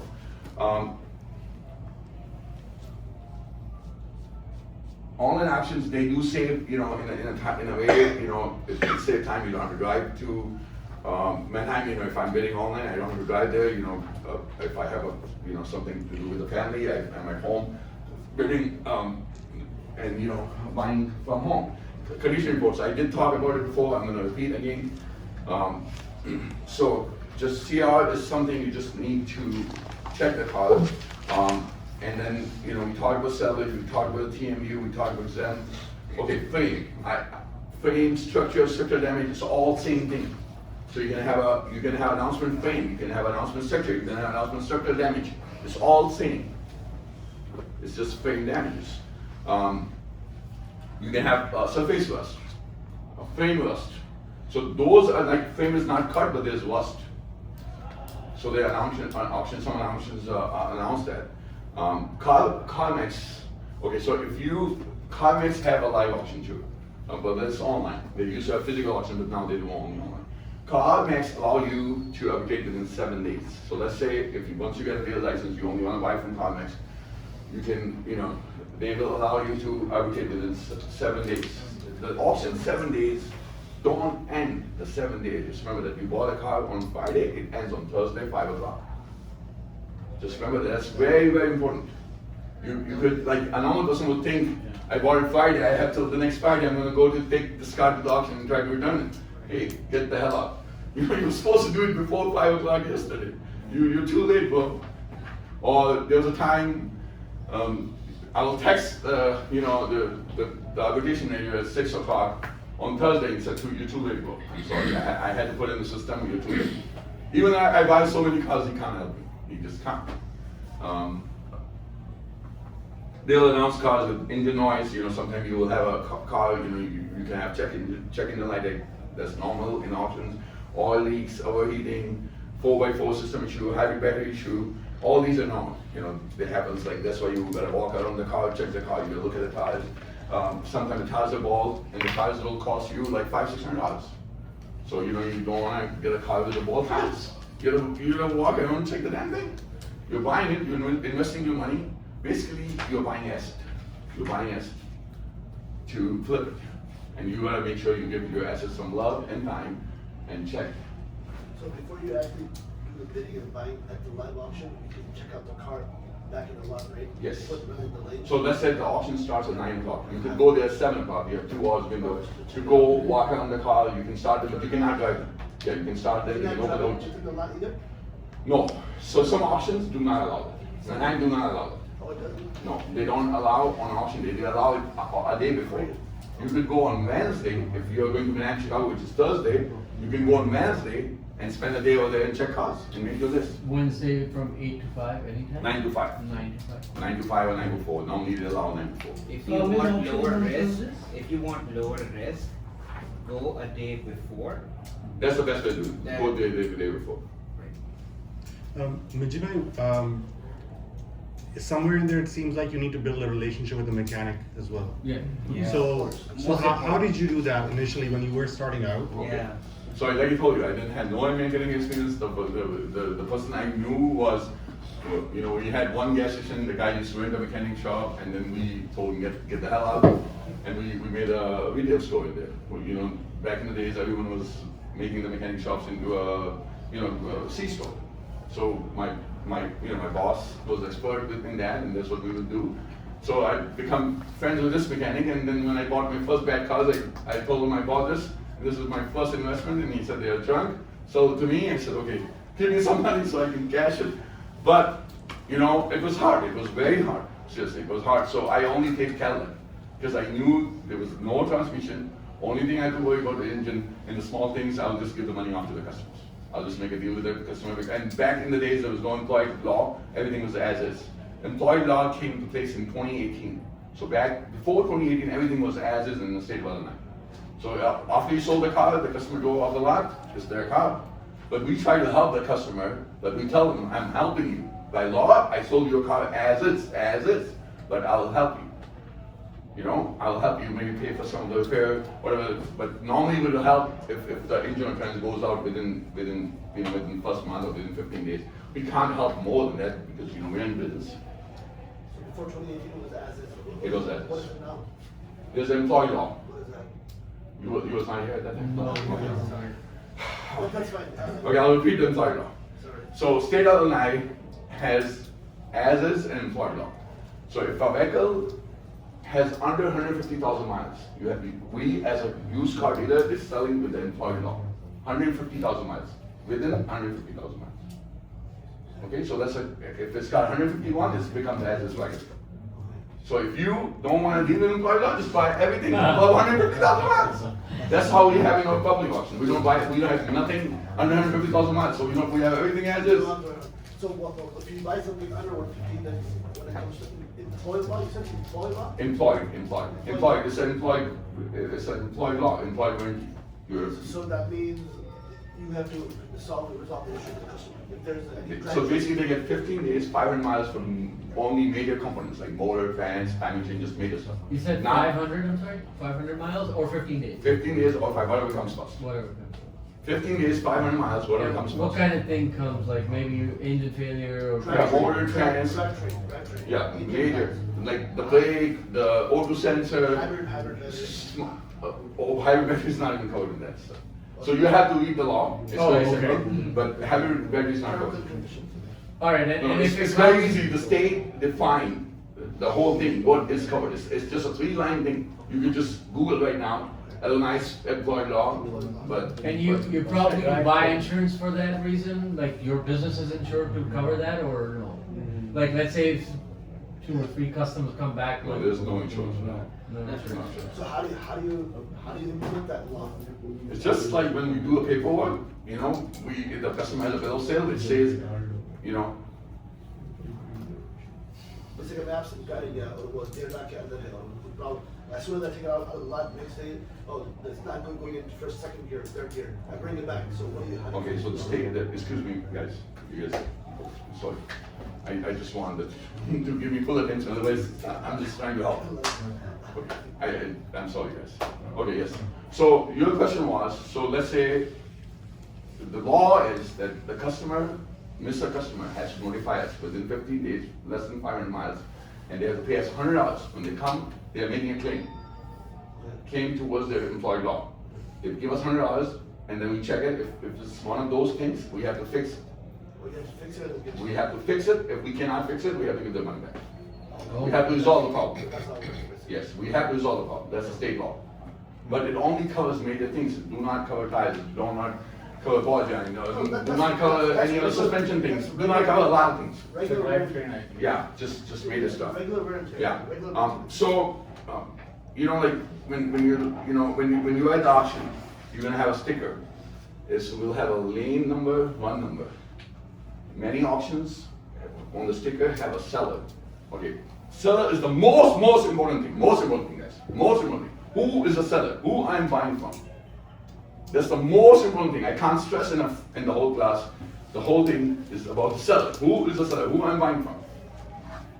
I do not buy from small dealers. I'm myself I call small dealers non-franchise dealers. I only buy from new customers or banks. That's the rule for if he's my buyer and he bought it from small dealer, he's gonna get spanked. Nobody can buy from anyone other than new customers. Strict law. That's my law. New car stores? Only new customers, yeah. Like the Dealers like Toyota, Honda. Toyota, Honda, new Exactly. customers. Like dealerships. Oh. not the used car dealership, the big dealer. It has to be a franchise dealer. In another language, we call it a franchise dealer. Or banks. Toyota right? flag. Banks. All banks are equal. Lease returns on Banks the books. repos. I'm sorry, I have a disconnect here. All So, these. I'm at the auction, and there's a seller name and information of the seller, Yes. and that's what you are talking about? Yeah, some auctions, okay, so every auction, some auction will go and the screen will not say the seller. Okay. So you are used to And you need Manheim. the homework, okay. So you did with me to Manheim, you see the seller. Right.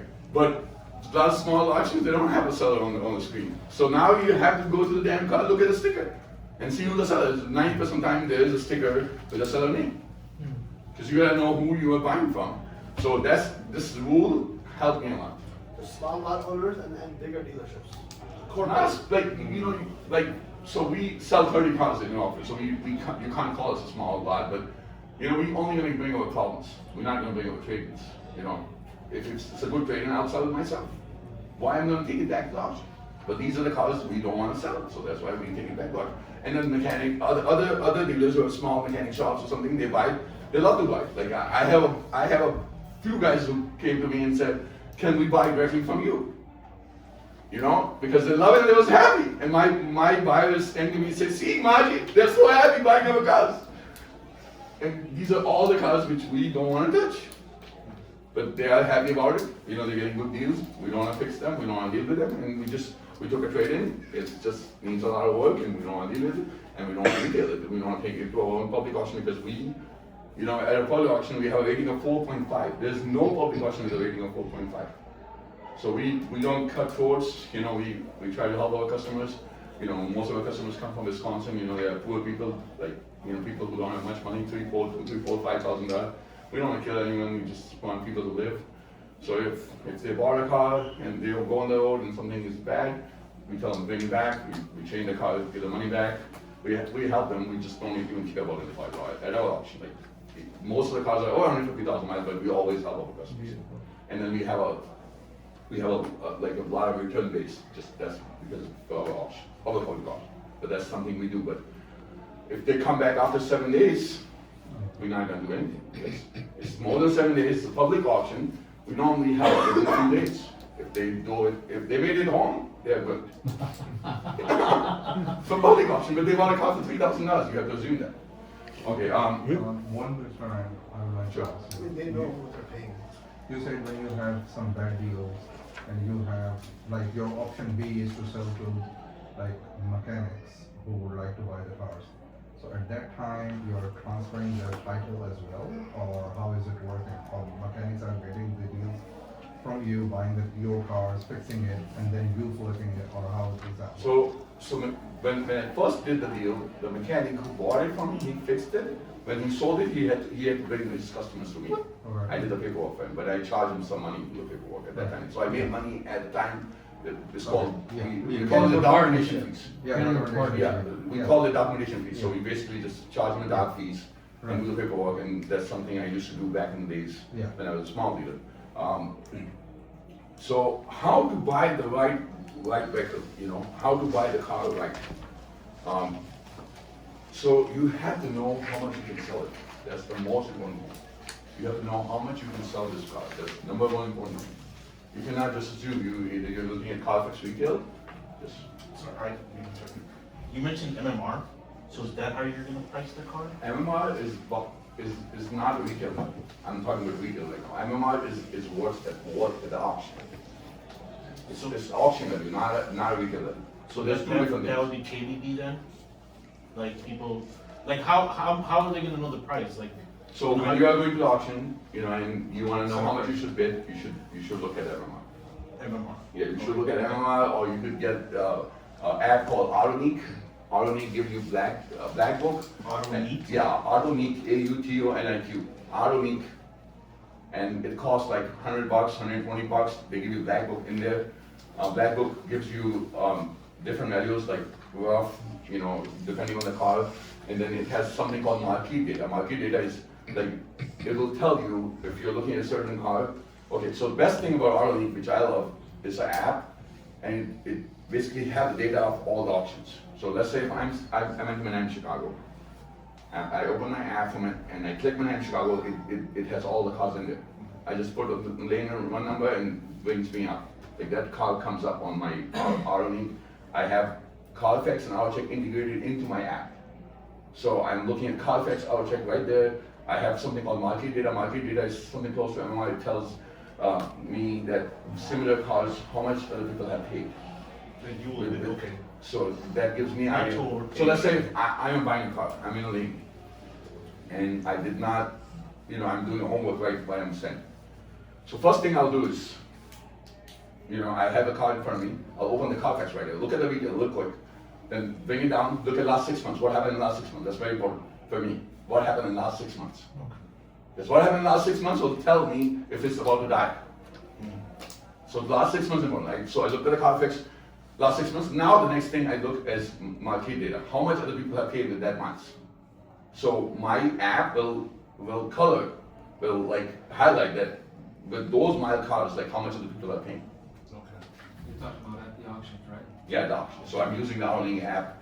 This is something I'm doing while I'm standing in the lane. And then the cars are just coming or it's on, and I just open it up real quick. So the first thing I looked is that I look at the Carfax retail real quick, so I know how much I can sell it for. Then I bring it down, last 6 months, what happened, done. How much other people are paying, done. Look at like. Sorry, people are paying for the same car, other auctions, on other auctions, Yes. or the retail price? No, other options. Other You options. can't Okay. it's like we're looking at options. Average.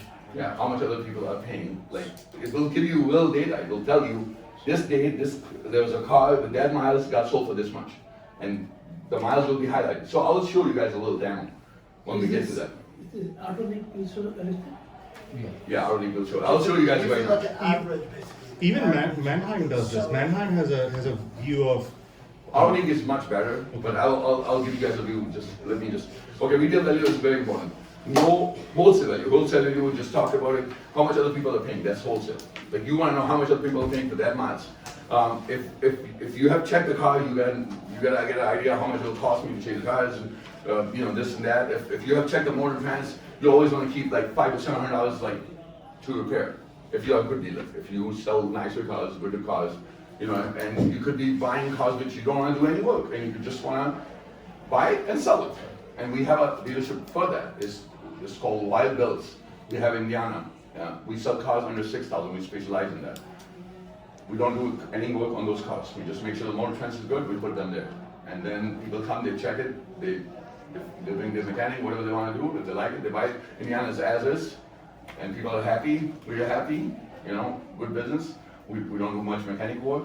Just a small oil change, something small, and we don't. Our profit is a lot less. Let's say we are selling a car at Wild Bills and we're making $1,500, total $1,500 for what we paid at auction. We're happy because we like the volume, and the dealership is on the model which is cash and carry. Cash and carry. Cash and carry? Yeah, cash and carry. No financing, no nothing. Just cash and carry. Everything is cash. Money talks. Like just you came here. So Like, on one car, what's the range that you should make? if you're doing cash and carry, like you were buying cars for like between 3 to 4, or 2 to 4, or 2 to 5,000, you should make 1,500 average. 15 A to car that's around 3,000? yes, 1,500 to 2,000. 1,500 to Yeah, 2,000 yes, per car? yeah, you should. After the auction fees and everything? Yeah, offer the option fees. Yeah, in this In market. this market? Yeah, you should. 1,500 is not a lot of money. Inflation, dealers have a lot of expense. 1,500 is nothing. For your choice, we have a pack of 1,500. So when we buy a car at auction, 1,500 becomes of a cost on top of what we paid at auction. Oh, okay. So we think that's of a cost now. Then we try to make some money on it. Because we have a big operation, we have a lot of employees, we have a lot of expenses. Sorry, much play. Is that where KBB comes in though? That's where I'm trying to understand, like, how do you, Forget about the KBB. KBB is just for normal people. like, yes, that's why, so when the normal person is gonna see the price. They're not gonna by look too much. KBB. No. But like a dealer is looking at MMR. I know, but KBB is old school. Nobody look at KBB anymore. They all go to more like Cargos, Carfax. Admins, no.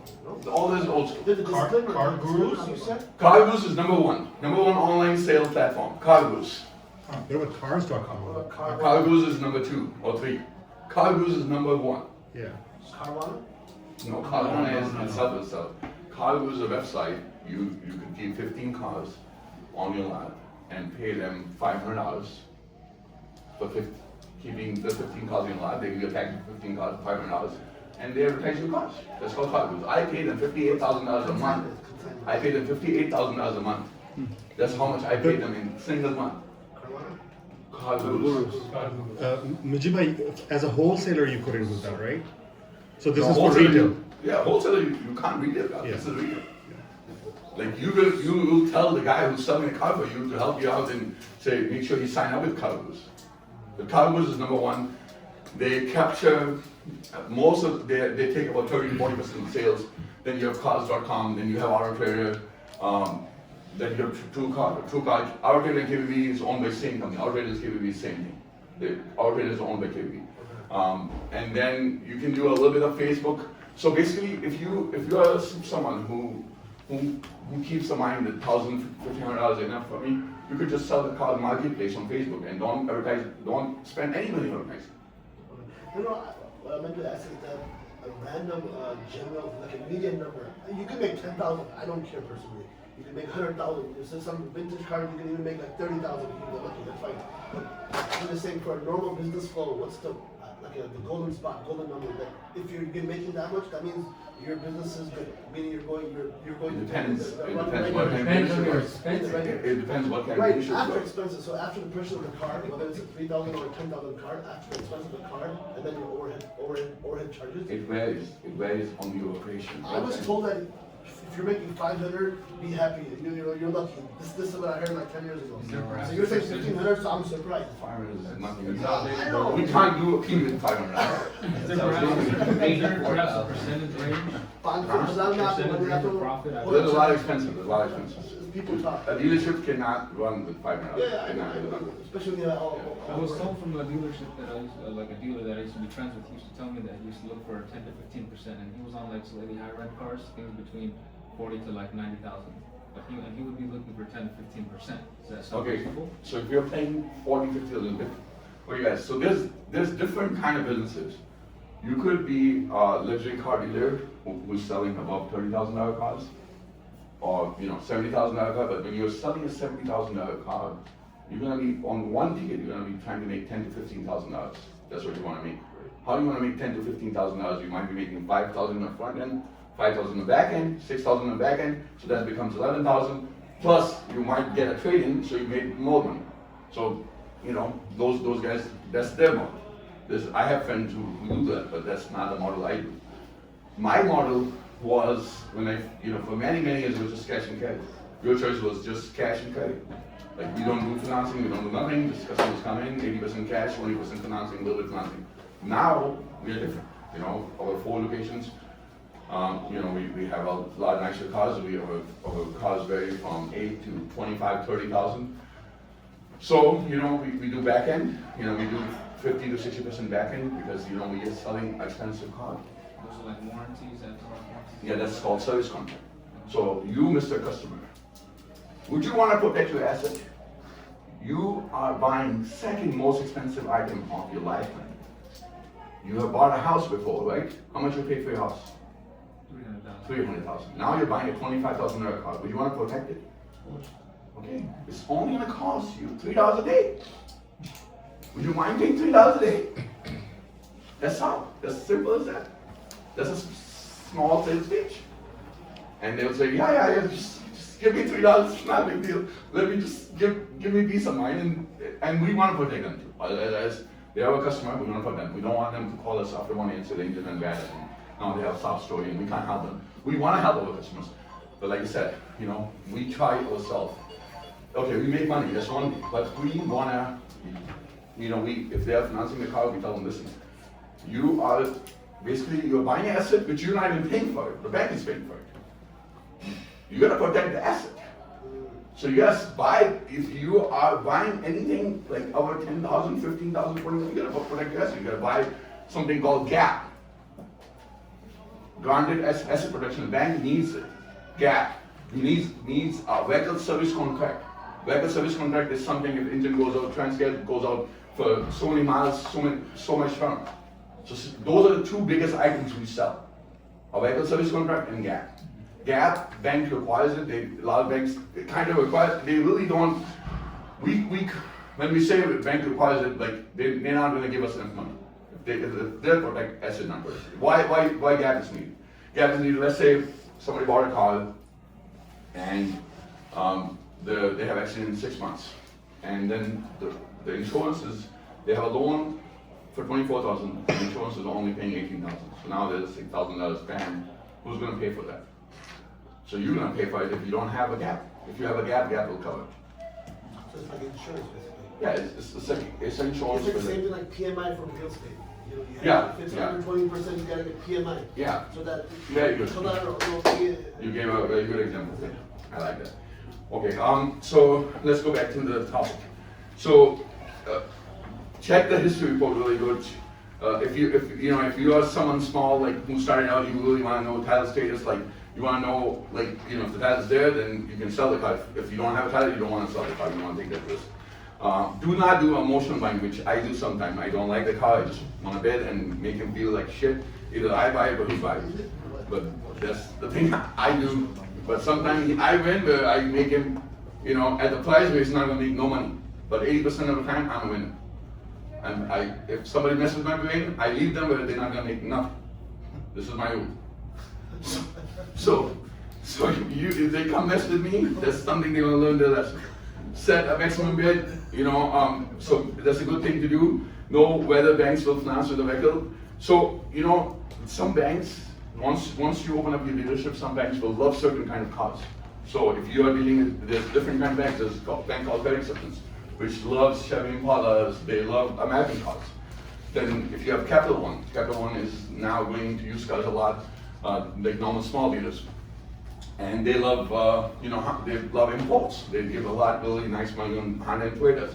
And then always add all your costs.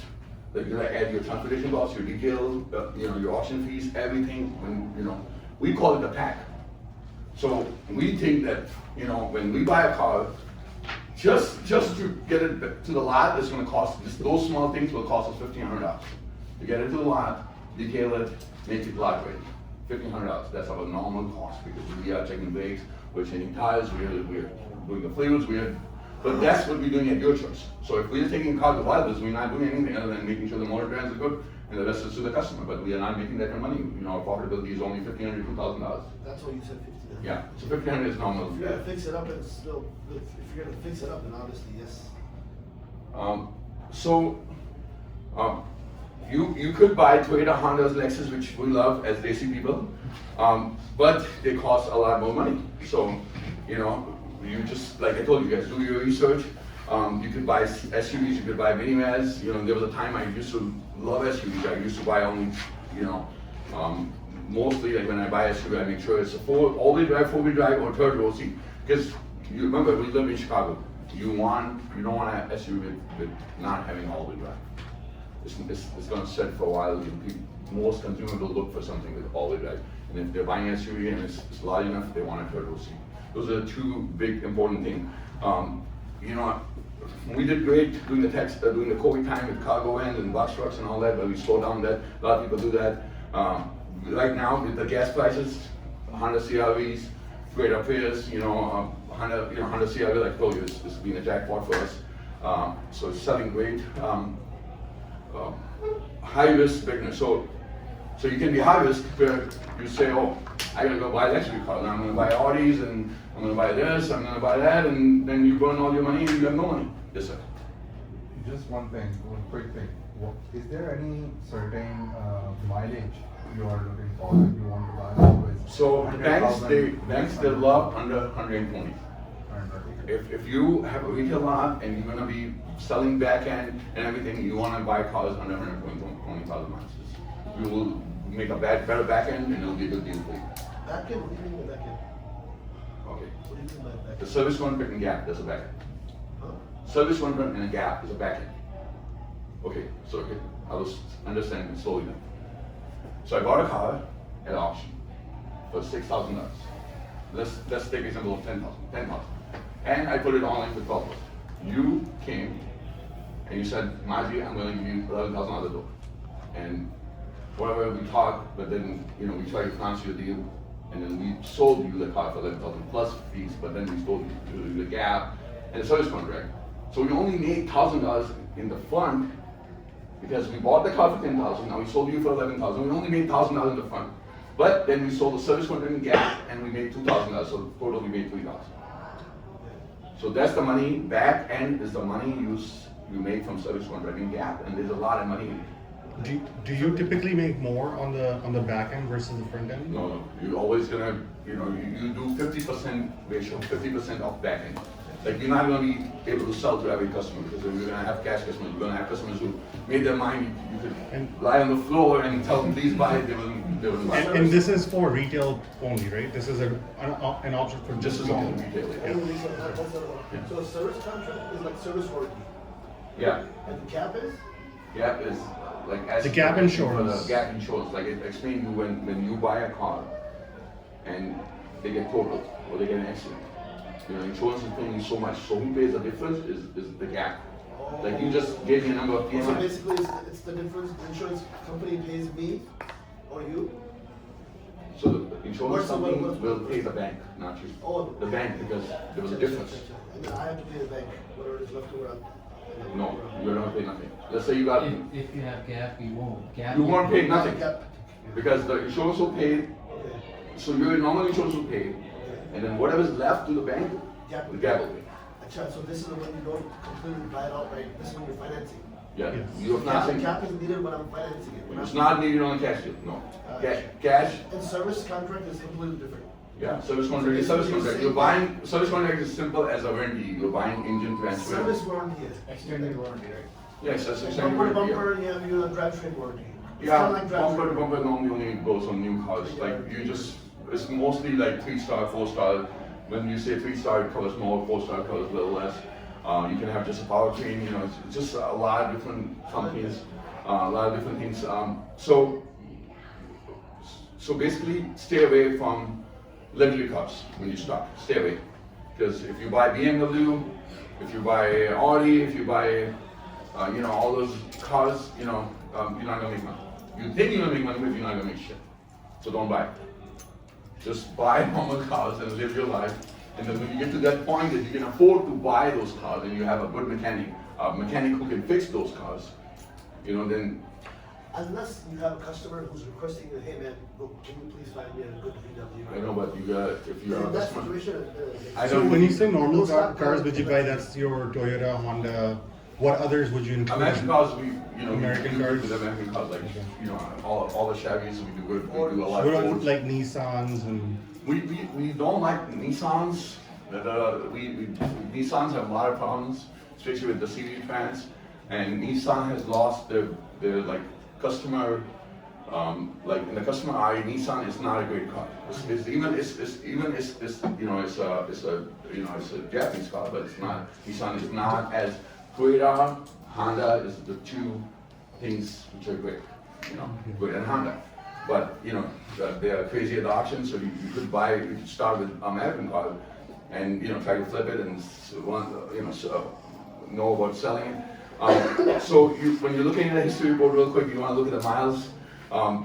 Sometime auctions, most of the time auctions will announce if they're TMU, but you still want to do your homework. I'm still reading that. Okay, and then just make sure, prepare your estimate before you do the final bid. Just make your mind. So what I do, I do my homework in seconds, and then when the car is on the block, I know where I have to stop, unless someone pisses me off. Goodbye. So I just have a quick question, like with Toyota and Honda, you can go with 150, 60,000 miles and you can be comfortable. Yeah, But when it comes to, But the bank is, if you're trying to create back end, the bank is not gonna give you money. They don't. Yeah, The bank has certain. I understand, I mean. If you're buying normally, yeah. Yeah, if you are a small dealer, you start from cash and carry. Yeah. So you are like already making front. Yeah, I have, so- at my location in Indiana, Yeah. we have bought cars with 200,000 miles, Toyota Sienna, Right. Yeah. Honda, a car 200,000 miles. Yeah. No problem, and we make money and, So, customers so happy. what is your comfortable point when it comes to buying American cars? What is that mileage you are looking for? Because I mean, with American cars, same thing. If we're buying cheap, mileage really does not matter. If the car is good, it looks good. It's got options, it's got all-wheel drive, it's got turbo seat, even it's a Buick Enclave, even it's a GMC Tran. They have a lot of them have a timing chain. That's the most common problem. When you're buying that, like Chevy Equinox, GMC Tran, so if 90% of the time, if they don't have a check engine light, like auction didn't clear it or someone didn't clear it, then most of the time they have a check engine light. So if they have it, it's a time chain. But if you check the codes and it's all good, time chain is good, then you're good. You're a good, happy camper. We do good. just like when you're buying cheaper, you don't have a lot of options. Yeah. You know, just buying what looks nice. You know, and new area, high miles. That's the story. New area, high miles. You know, new area, high miles will buy you a better looking car. It looks good for the customer, Mr. Customer, and Mr. Customer. You bought it for 2,500. Mr. Customer give you 4,000. You make it 1,500. You make only $1,000 then because you think you're gonna make only 500. Okay. Finding out the retail value, you mentioned, I mean, I used Carfax before where you can put in the VIN number of a specific car and then considering its title status, whether it's branded or not, it gives you like a specific number for that car. And you said CarGurus has a similar tool, but like for whatever mileage you put in? No, CarGurus is a selling platform. You don't have that tool. So you But said- CarGurus, when you look as a consumer, it tells you how many owners, how many accidents. CarGurus have AutoCheck integrated inside. Yeah, but So when you are looking as a customer, it tells you how many owners, how many accidents, like how many days the dealer has this car. But as a seller- So if you are buying, you are Mr. Customer, you are buying a car from a dealer, you wanna go on CarGurus and see, because all the cars will have the history report, kind of a small history report, and it tells you how many cars, how many days the car had been at the dealer. Yeah. That'll help you make a deal. But as a seller, when we want to figure out what price, for what price we want to put this car on the floor for, would you go on CarGurus and kind of eyeball it from? We don't have time for that shit. Okay, so then how would you price? So we look at Carfax retail. Okay. You know, Carfax retail? yeah, we look at Carfax retail. Is that specific tool where you put in the VIN number or the parameters? and So stuff? if I put in my, VIN number in my app, it gives me a Carfax retail in a second. Yeah. That's the first thing I'm looking. Like when I'm buying a car, I start with the Carfax retail. How much Carfax thinks is the retail price. And then the second thing, what's the second thing I look? What's the second thing I look? Previous 6 months. Previous 6 months. 6 months. Last 6 months is very, very good. Previous 6 months of service or ownership? History. Whatever, last 6 months of history. Accidents. What's the third thing? Anything. What's the third thing? Why just 6 months? Because it will tell you in 6 months what happened, because the customer traded in a car, the person traded in a car. Yeah, so they will, like last 6 months will tell you what happened. What's the third thing? Well, how much is it selling on the other auctions? How many other people are paying? Market data, we call it a market data. Those are 3 very important things. I look in many seconds inside market data, like how much other people are paying. The Autonic application you're talking Yeah, about. I'll show it to you guys, because we have to go a little quick. We're down to 15 minutes, and then we're gonna go for questions. Okay, so simple deal math. Auction buy price 8,000, if you get to that page. Come to a page which is simple deal math. Number 13. Number 13, yeah. Page 16. Auction buy price is 8,000, auction buy fees is 500, transport is 300, mechanical repairs, like, if you're a good dealer and you wanna spend money, you spend 700, you deal it for $150. You know, inspection, like you're on, like inspection is, you don't do any emission, like if there, you know, some states have laws of emission, but other than I don't have emission laws. If you're in California, there's a smog test law. So I had a dealership in California, and every damn car has to clear all codes before we can sell it. It was like a headache. It's really nice. So I had a friend who used to live there. I said, Margie, let's open up a dealership in California. I said, okay, let's open up in California. Okay, that's a good thing. Margie has money, let's spend it. And then the next thing we know is, you know, we learned about smog tests, we learned about this. It was a headache. We closed within 1 year. We said, that's it.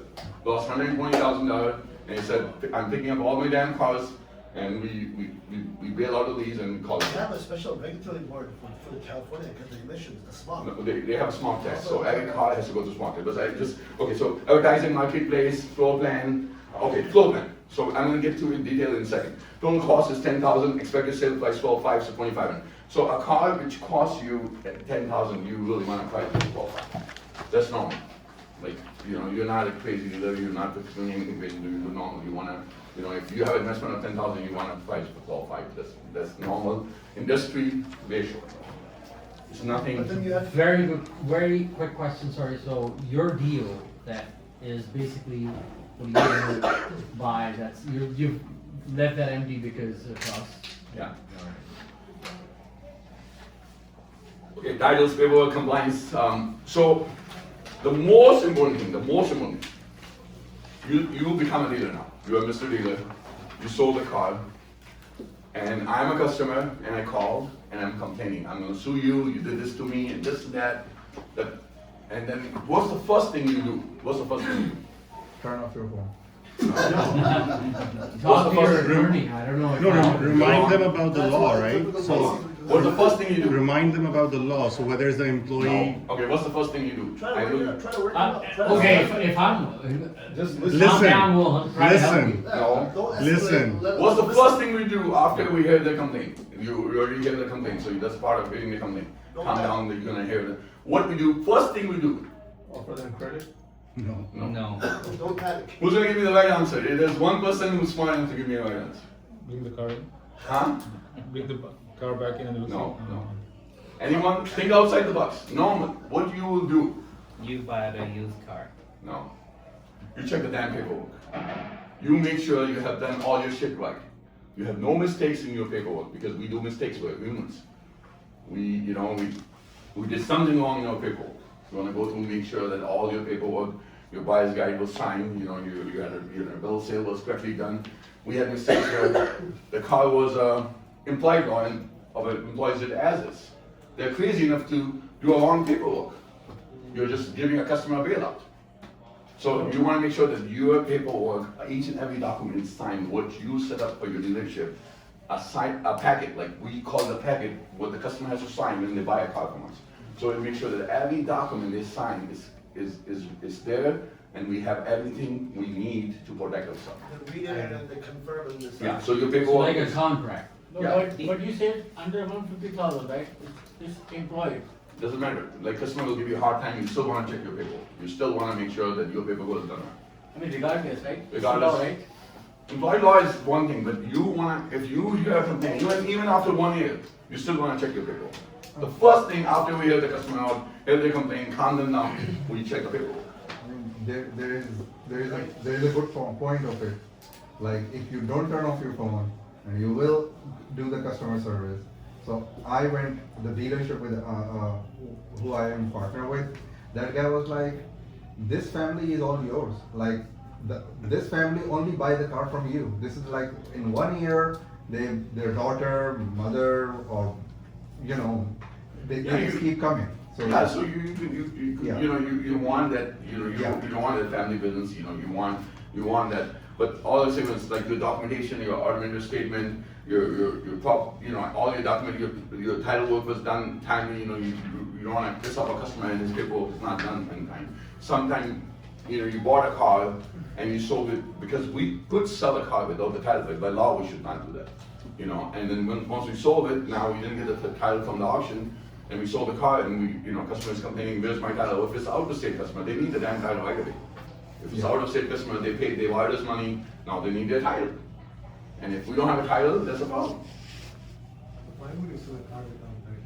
Yeah. Because, when you have a large division, you don't have time to look for every, for 1,500 cars, you're not gonna look for like every damn car, like a title to sell the Well, car. I understand, If but the car is in ready. this type of situation, it's actually our fault, not the customer's fault. Yes, They yeah. have their title. So buyer's guide is there, your title tax paperwork is done, right, if you took a trade-in, there was a lien payoff, you did that. Power of attorney, you don't do customer signatures, you make sure that, you got the power of attorney signed. So if we have power of attorney signed, we should sign for them. It's called POA, now they're POA, power of attorney, POA. So we could sign the documents for them. Financing, cash customers back-end basic, so we already talked about back-end before. Cash deal, like I told you, it's very easy, that, we did that for many years. So, I think until 2015, 16, all we was doing was cash, like 90% cash, and that was our normal business. And then, we started to do a little bit of financing, and then now after COVID, we started doing more back end, and then, I was involved in real estate, I did gas station, I was selling gas stations, I was doing this, I was doing that. And then I got sick last year. And then I put everything else, and I'm just running my company now. And that's the reason I'm teaching the class, because that's the only thing I do now. When I came back, we went way up on the back end, and we were buying a lot better cars, because I'm buying myself. That makes a very big difference. I'm back in the lanes. That makes a very big difference. Me going back in the lane makes a big. And a lot of people, they know that this guy is not normal. He's gonna leave us where we're gonna make no money. So just go off. Some people just leave me alone. Because I make sure that if they mess with my head, you know, we're gonna either one of us will lose. Finance deal, like I said, finance deal, you know, you get the paperwork done. So financing itself is itself a session. So if you guys open a dealership and you call me and you want to do F&I session, I can do that. But right now it's not about talking. Down payment, if you're doing financing, you're gonna talk about down payment, steps, funding, all that comes in the same line in the part of F&I. Because you could sell a car and then you have steps missing, like you don't have the pay stubs, you don't have the proof of residence, you don't have all the small stuff, that's called steps. Back in basics, we talked about this before it came now at number 15. We talked about the warranty, we talked about the gap, we talked about anti-theft. Anti-theft is like itching things, or low jack. You know, low jack is something you can sell, and low jack is part of selling as a front end. So it's a front end product. So when you deal in the bank, they give you money for back end, like let's say they give you 3,000 for back end, they give you 1,000 for front end. And low jack is part of the front end. It's an anti-theft thing you can sell for $500. And it costs you like $150, so you still made money. Tire wheel protection, that's something, tires cost a lot of money now. Good tires cost $200-300 one tire. And when we are selling it to a customer, we could sell for $600-700 and cost us $300. So, every little bit helps. When you have nicer cars, you're selling a $15,000-20,000 car, you want to have all those stuff. Do not misrepresent products, like don't make customer like you gotta buy this. Like try your best, like make them understand this will help you. Like there's something called payment shield, which we sell a lot. Payment shield is like if you miss, if you lost your job and they pay up to 6 months. So if somebody come to us and they just got their job 3 months ago and we tell them, listen, we don't know how long you're gonna stay in this job, and if you lose your job, you're gonna lose the damn card, and it's gonna affect your credit. Why don't you get a payment shield? You are protected for 6 months, and it's not an expensive product. It's only like $400-500 product.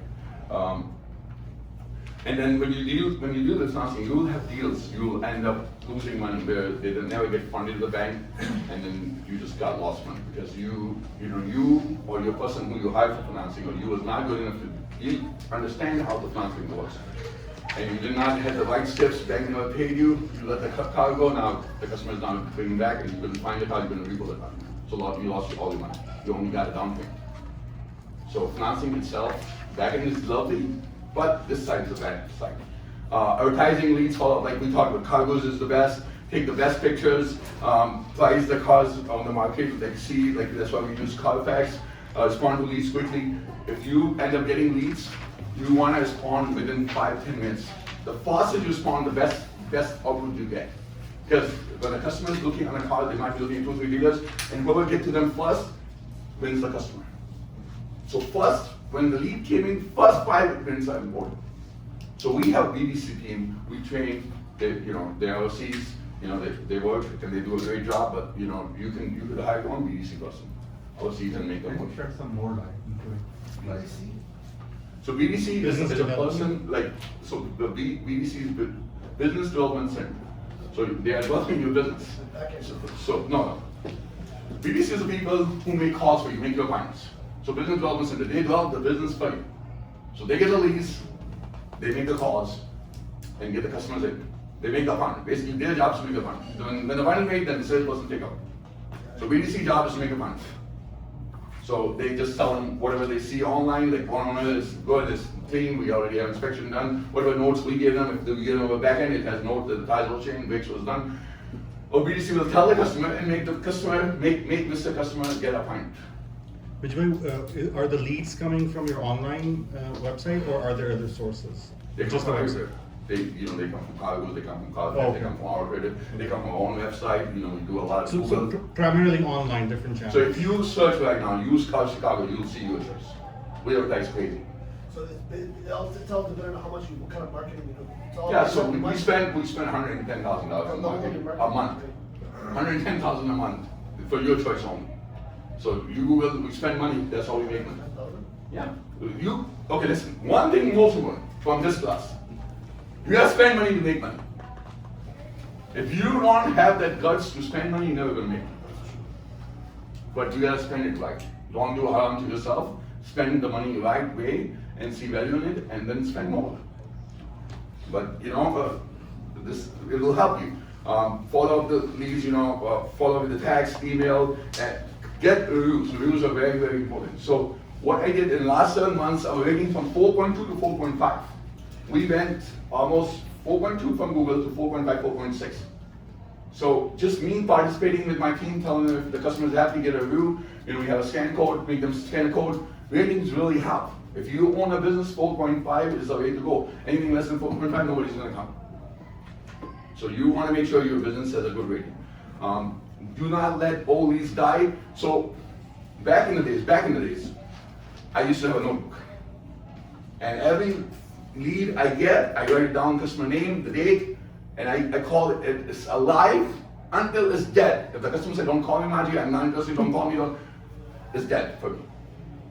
I will call them 3 months, 6 months back. And there will be people like, I had customers bought a car from me after 6 months because I was just hyper kid who will keep calling me until they buy the damn car. It was not like, nobody gave me anything, nobody gave me $1. I came with $2,000 from my dad and he said, Allah kamal, Allah kewale. You're going goodbye. At the age of 18, like I turned 19 here, and then no sport, no nothing. And then everyone is back. I got married here, I have wife and kids here, but all my siblings, none of my blood relations came ever here. I'm the only one. Customer handling reputation. So just, greet the customer nicely when they come in, show them energy. When you talk to the customer, your voice. How do you talk to the customer? How you pitch is important. Like you could be a lazy, how you talk to the customer. If you don't show your energy, you're not gonna have a sale. It's a salesman job. It's a salesman work. You have to show energy. If in my auction, I'm screaming and yelling, I'm making the show. That's why people love me in the bed. Explain vehicle condition honesty. If don't lie to them, be straight. That's what we do. Do not overpromise them. I always tell my guys, do not overpromise. If they do overpromise, I get really mad at them. And then now I'm fully involved. So before I was not the GM of my own company. I had another person running my company because I was doing real estate. I was flipping houses. I had you go with me at the Fog Ray auctions. I was buying houses and flipping them. I was doing all kinds of stuff. And even you went with me too. So that was something I loved. But we had some stories about that, but we don't have time for that. Okay, so just make sure get the good reviews. Common big mistakes: buying without checking the market value. So you gotta check the market value, ignoring auction fees. You gotta make sure you're gonna add all those numbers like auction fees, transport costs, repairs. That's why I told you guys pack. When you're bidding on the auction, think about a pack. Or buy something for $2,000, $2,500 and think I'm gonna sell it as is. I check the motor trends, I'm gonna sell it the way it is, and that's it. I'm gonna make my $1,500 and be happy. Right? So that's a different business. But if you wanna have much better clean business, then you buy something with $7,000, $8,000, but you gotta put a pack in there for $1,000, $1,500, depending on how big a vision you have. For me, it's $1,500. For some people, many people, it's $500, $700, $1,000. It can be any number, depending on how big of a vision you have. Do not buy a car with rebuild all that. It's not worth it. Just don't go into that business. I would not recommend that. Bidding emotionally is bad. I do that all the time, but I can afford it. I would not recommend any of my students to do that. Thinking every cheap. Okay, when you're at the auction, you think every car is going to make money. When you're at the auction, you think every car is going to make money. Oh, well, you gotta be optimistic. Yeah, but it's not going to make money. So you got to be very careful what you're doing. That's why you do all your homework. Selling without proper paperwork, mixing personal and business money. Do not mix your business money into personal, but the car dealership money, keep it separate. You have to pay Department of Revenue, you have to pay everyone. So make sure, if you sold a $10,000 car, almost $900 tax, sales tax you have to pay. So you don't want to mess up the department. You have to pay the taxes. So you don't want to. You want to make sure that you don't mix all that shit. Automatically become a remittance income of the state. Yeah, and then when I first started, I used to. Normally inventory turnaround was 30 days. Now, when I was not working for my own company, it went up to 130 days. And since just me working back 6 months, 6 months, I just started in October. You know, in October, I came back as GM of my own company, running. And we are at 110 days, so we improved by 20 days. So we are getting better and better. But, you know, initially, when I had one lot, at the most, 15 to 30 days. 30 days was like, no car over 30 days. I was flipping cars within 7 days. The auction was paying for it. I was not even paying for it. So let's say if I bought cars for $50,000 at the auction, I know I have to sell $50,000 worth of merchandise and take it back to that auction and I have to pay them. So I got to change my prices. Every damn day I was changing prices just because I need the cash back to give it to the auction. So they let you keep the cars for some time? Give you like a grace period? Yes, many auctions will give you 7 days to pay for it. If they check your credit, yeah, they will give you 7 days to make the payment. Or some auctions, if they check your credit, you're good enough, they will say, okay, when the title comes in, you pay for it. So they extend the credit to you? Yeah, they're not supposed to take money from you in a way because they didn't pay the seller until, you know, they got a title. Yeah, so. And you can take possession of the car? Yeah, you get the possession of the car at the time you bought it. Okay, now we're going to talk about floor plan. Floor plan itself is something which will kill you. There was a person who almost got killed and I saved him again. But all I'm saying is floor plan is a bad thing. Do not start with floor plan. Don't think you're going to get rich with a floor plan. Floor plan, they have a halal floor plan. Halal floor plan is a fixed fees. Like they don't have interest, like they charge you, it's called halal. They have a halal model. They call it a fixed term, which you buy a $10,000 car, they will charge you $250, $300, you know, for 90 days. You're not paying for it, the bank is paying for it. You have 9 days to sell for it. And you're gonna pay $250 on top of what you pay. That's called floor plan. But they keep your home as, if you mess up, they will take the home. Yeah, they will take everything you have. They will come after you. They will not. Yeah, the floor plan. What if you set it up with the LLC? Regardless, they will take your personal credit. They won't give you money without a personal credit. If you have this floor plan option? We have a floor plan, yes, we have a floor plan. But, you know, because we have a big inventory, we have a very big inventory. But we keep 60% home. And that's how we manage this. We keep 60% home. We never go above 60%. 60% we own, 40% we get from both. Because, you know, we have a lot of cars. So we need some money. So why dealers use floor plan to buy the inventory without using cash up front, to keep cash over for repairs and other stuff, to stock more vehicles. Why floor plan is dangerous? Because it's not free money. Every unit has interest free or fixed fees. Slow moving unit can eat the profit, and then they have a prepaid plan, so they'll give you like 60 days, then 30 days, different fees. And by the time you pay all of them 60, 30, 30, 30, you pay nothing. So stay away from floor plan. Stay away. Don't even look into floor plan until you are a very successful dealer, because it can become a problem. So there's a math floor plan. You know, if you bought a car at 10,000, you paid the fees. You know, I did a little math, but then your profit went down. You know, if you see now you made less money, you made 1,500 because you used the floor plan. So floor plan will take a lot of money depending on how long you keep them. The rules for beginners is, you know, if you really want to play floor plan, play them like right before the tax time, buy some units, and then because you're gonna do good in tax time, but buy only 80 cars and buy them right before tax time. Tax time comes when people get tax refund. That's the best time for dealers, and we call it that's our Christmas. But this year the war started, so there was no Christmas. But normally, for many years, tax season was the best time.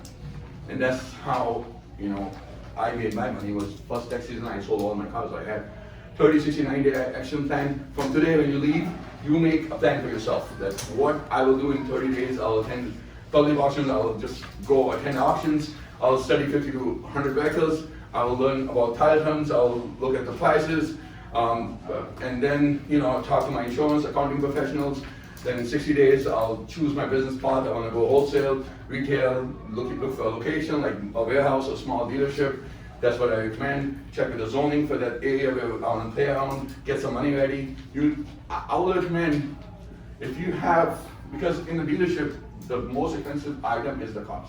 So if you have like, let's say if you have $300,000, that's a good investment. You know, you can start your business with 300 with no problems. You know, I started with 10,000, but that's back in the days, and that was not even my own money. So credit card company, Bank of America gave me 10,000, and I bought the cars. Back in But- the day, cars were really cheap too. Back in the days, cars were cheap. So basically, you make a plan for yourself for 60 days, then you make a plan for 9 days. Build buying rules, you create a deal reward sheet, decide all that. Main lesson, your first goal is to not become big. Your first goal is to just become upgrade and move the vehicle, Sustain yourself. Just sustain yourself, just sell some cars along the way, make some money.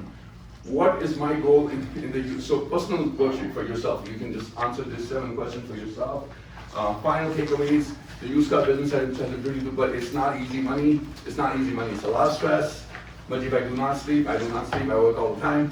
Learn before spending big money. A license is only one part of the business. That's just one part. Then the business show starts. Auction fees, transport, repair, title, full-time costs. Condition reports are helpful, but not warranties. Paperwork protects you. Like paperwork is very important in my brain.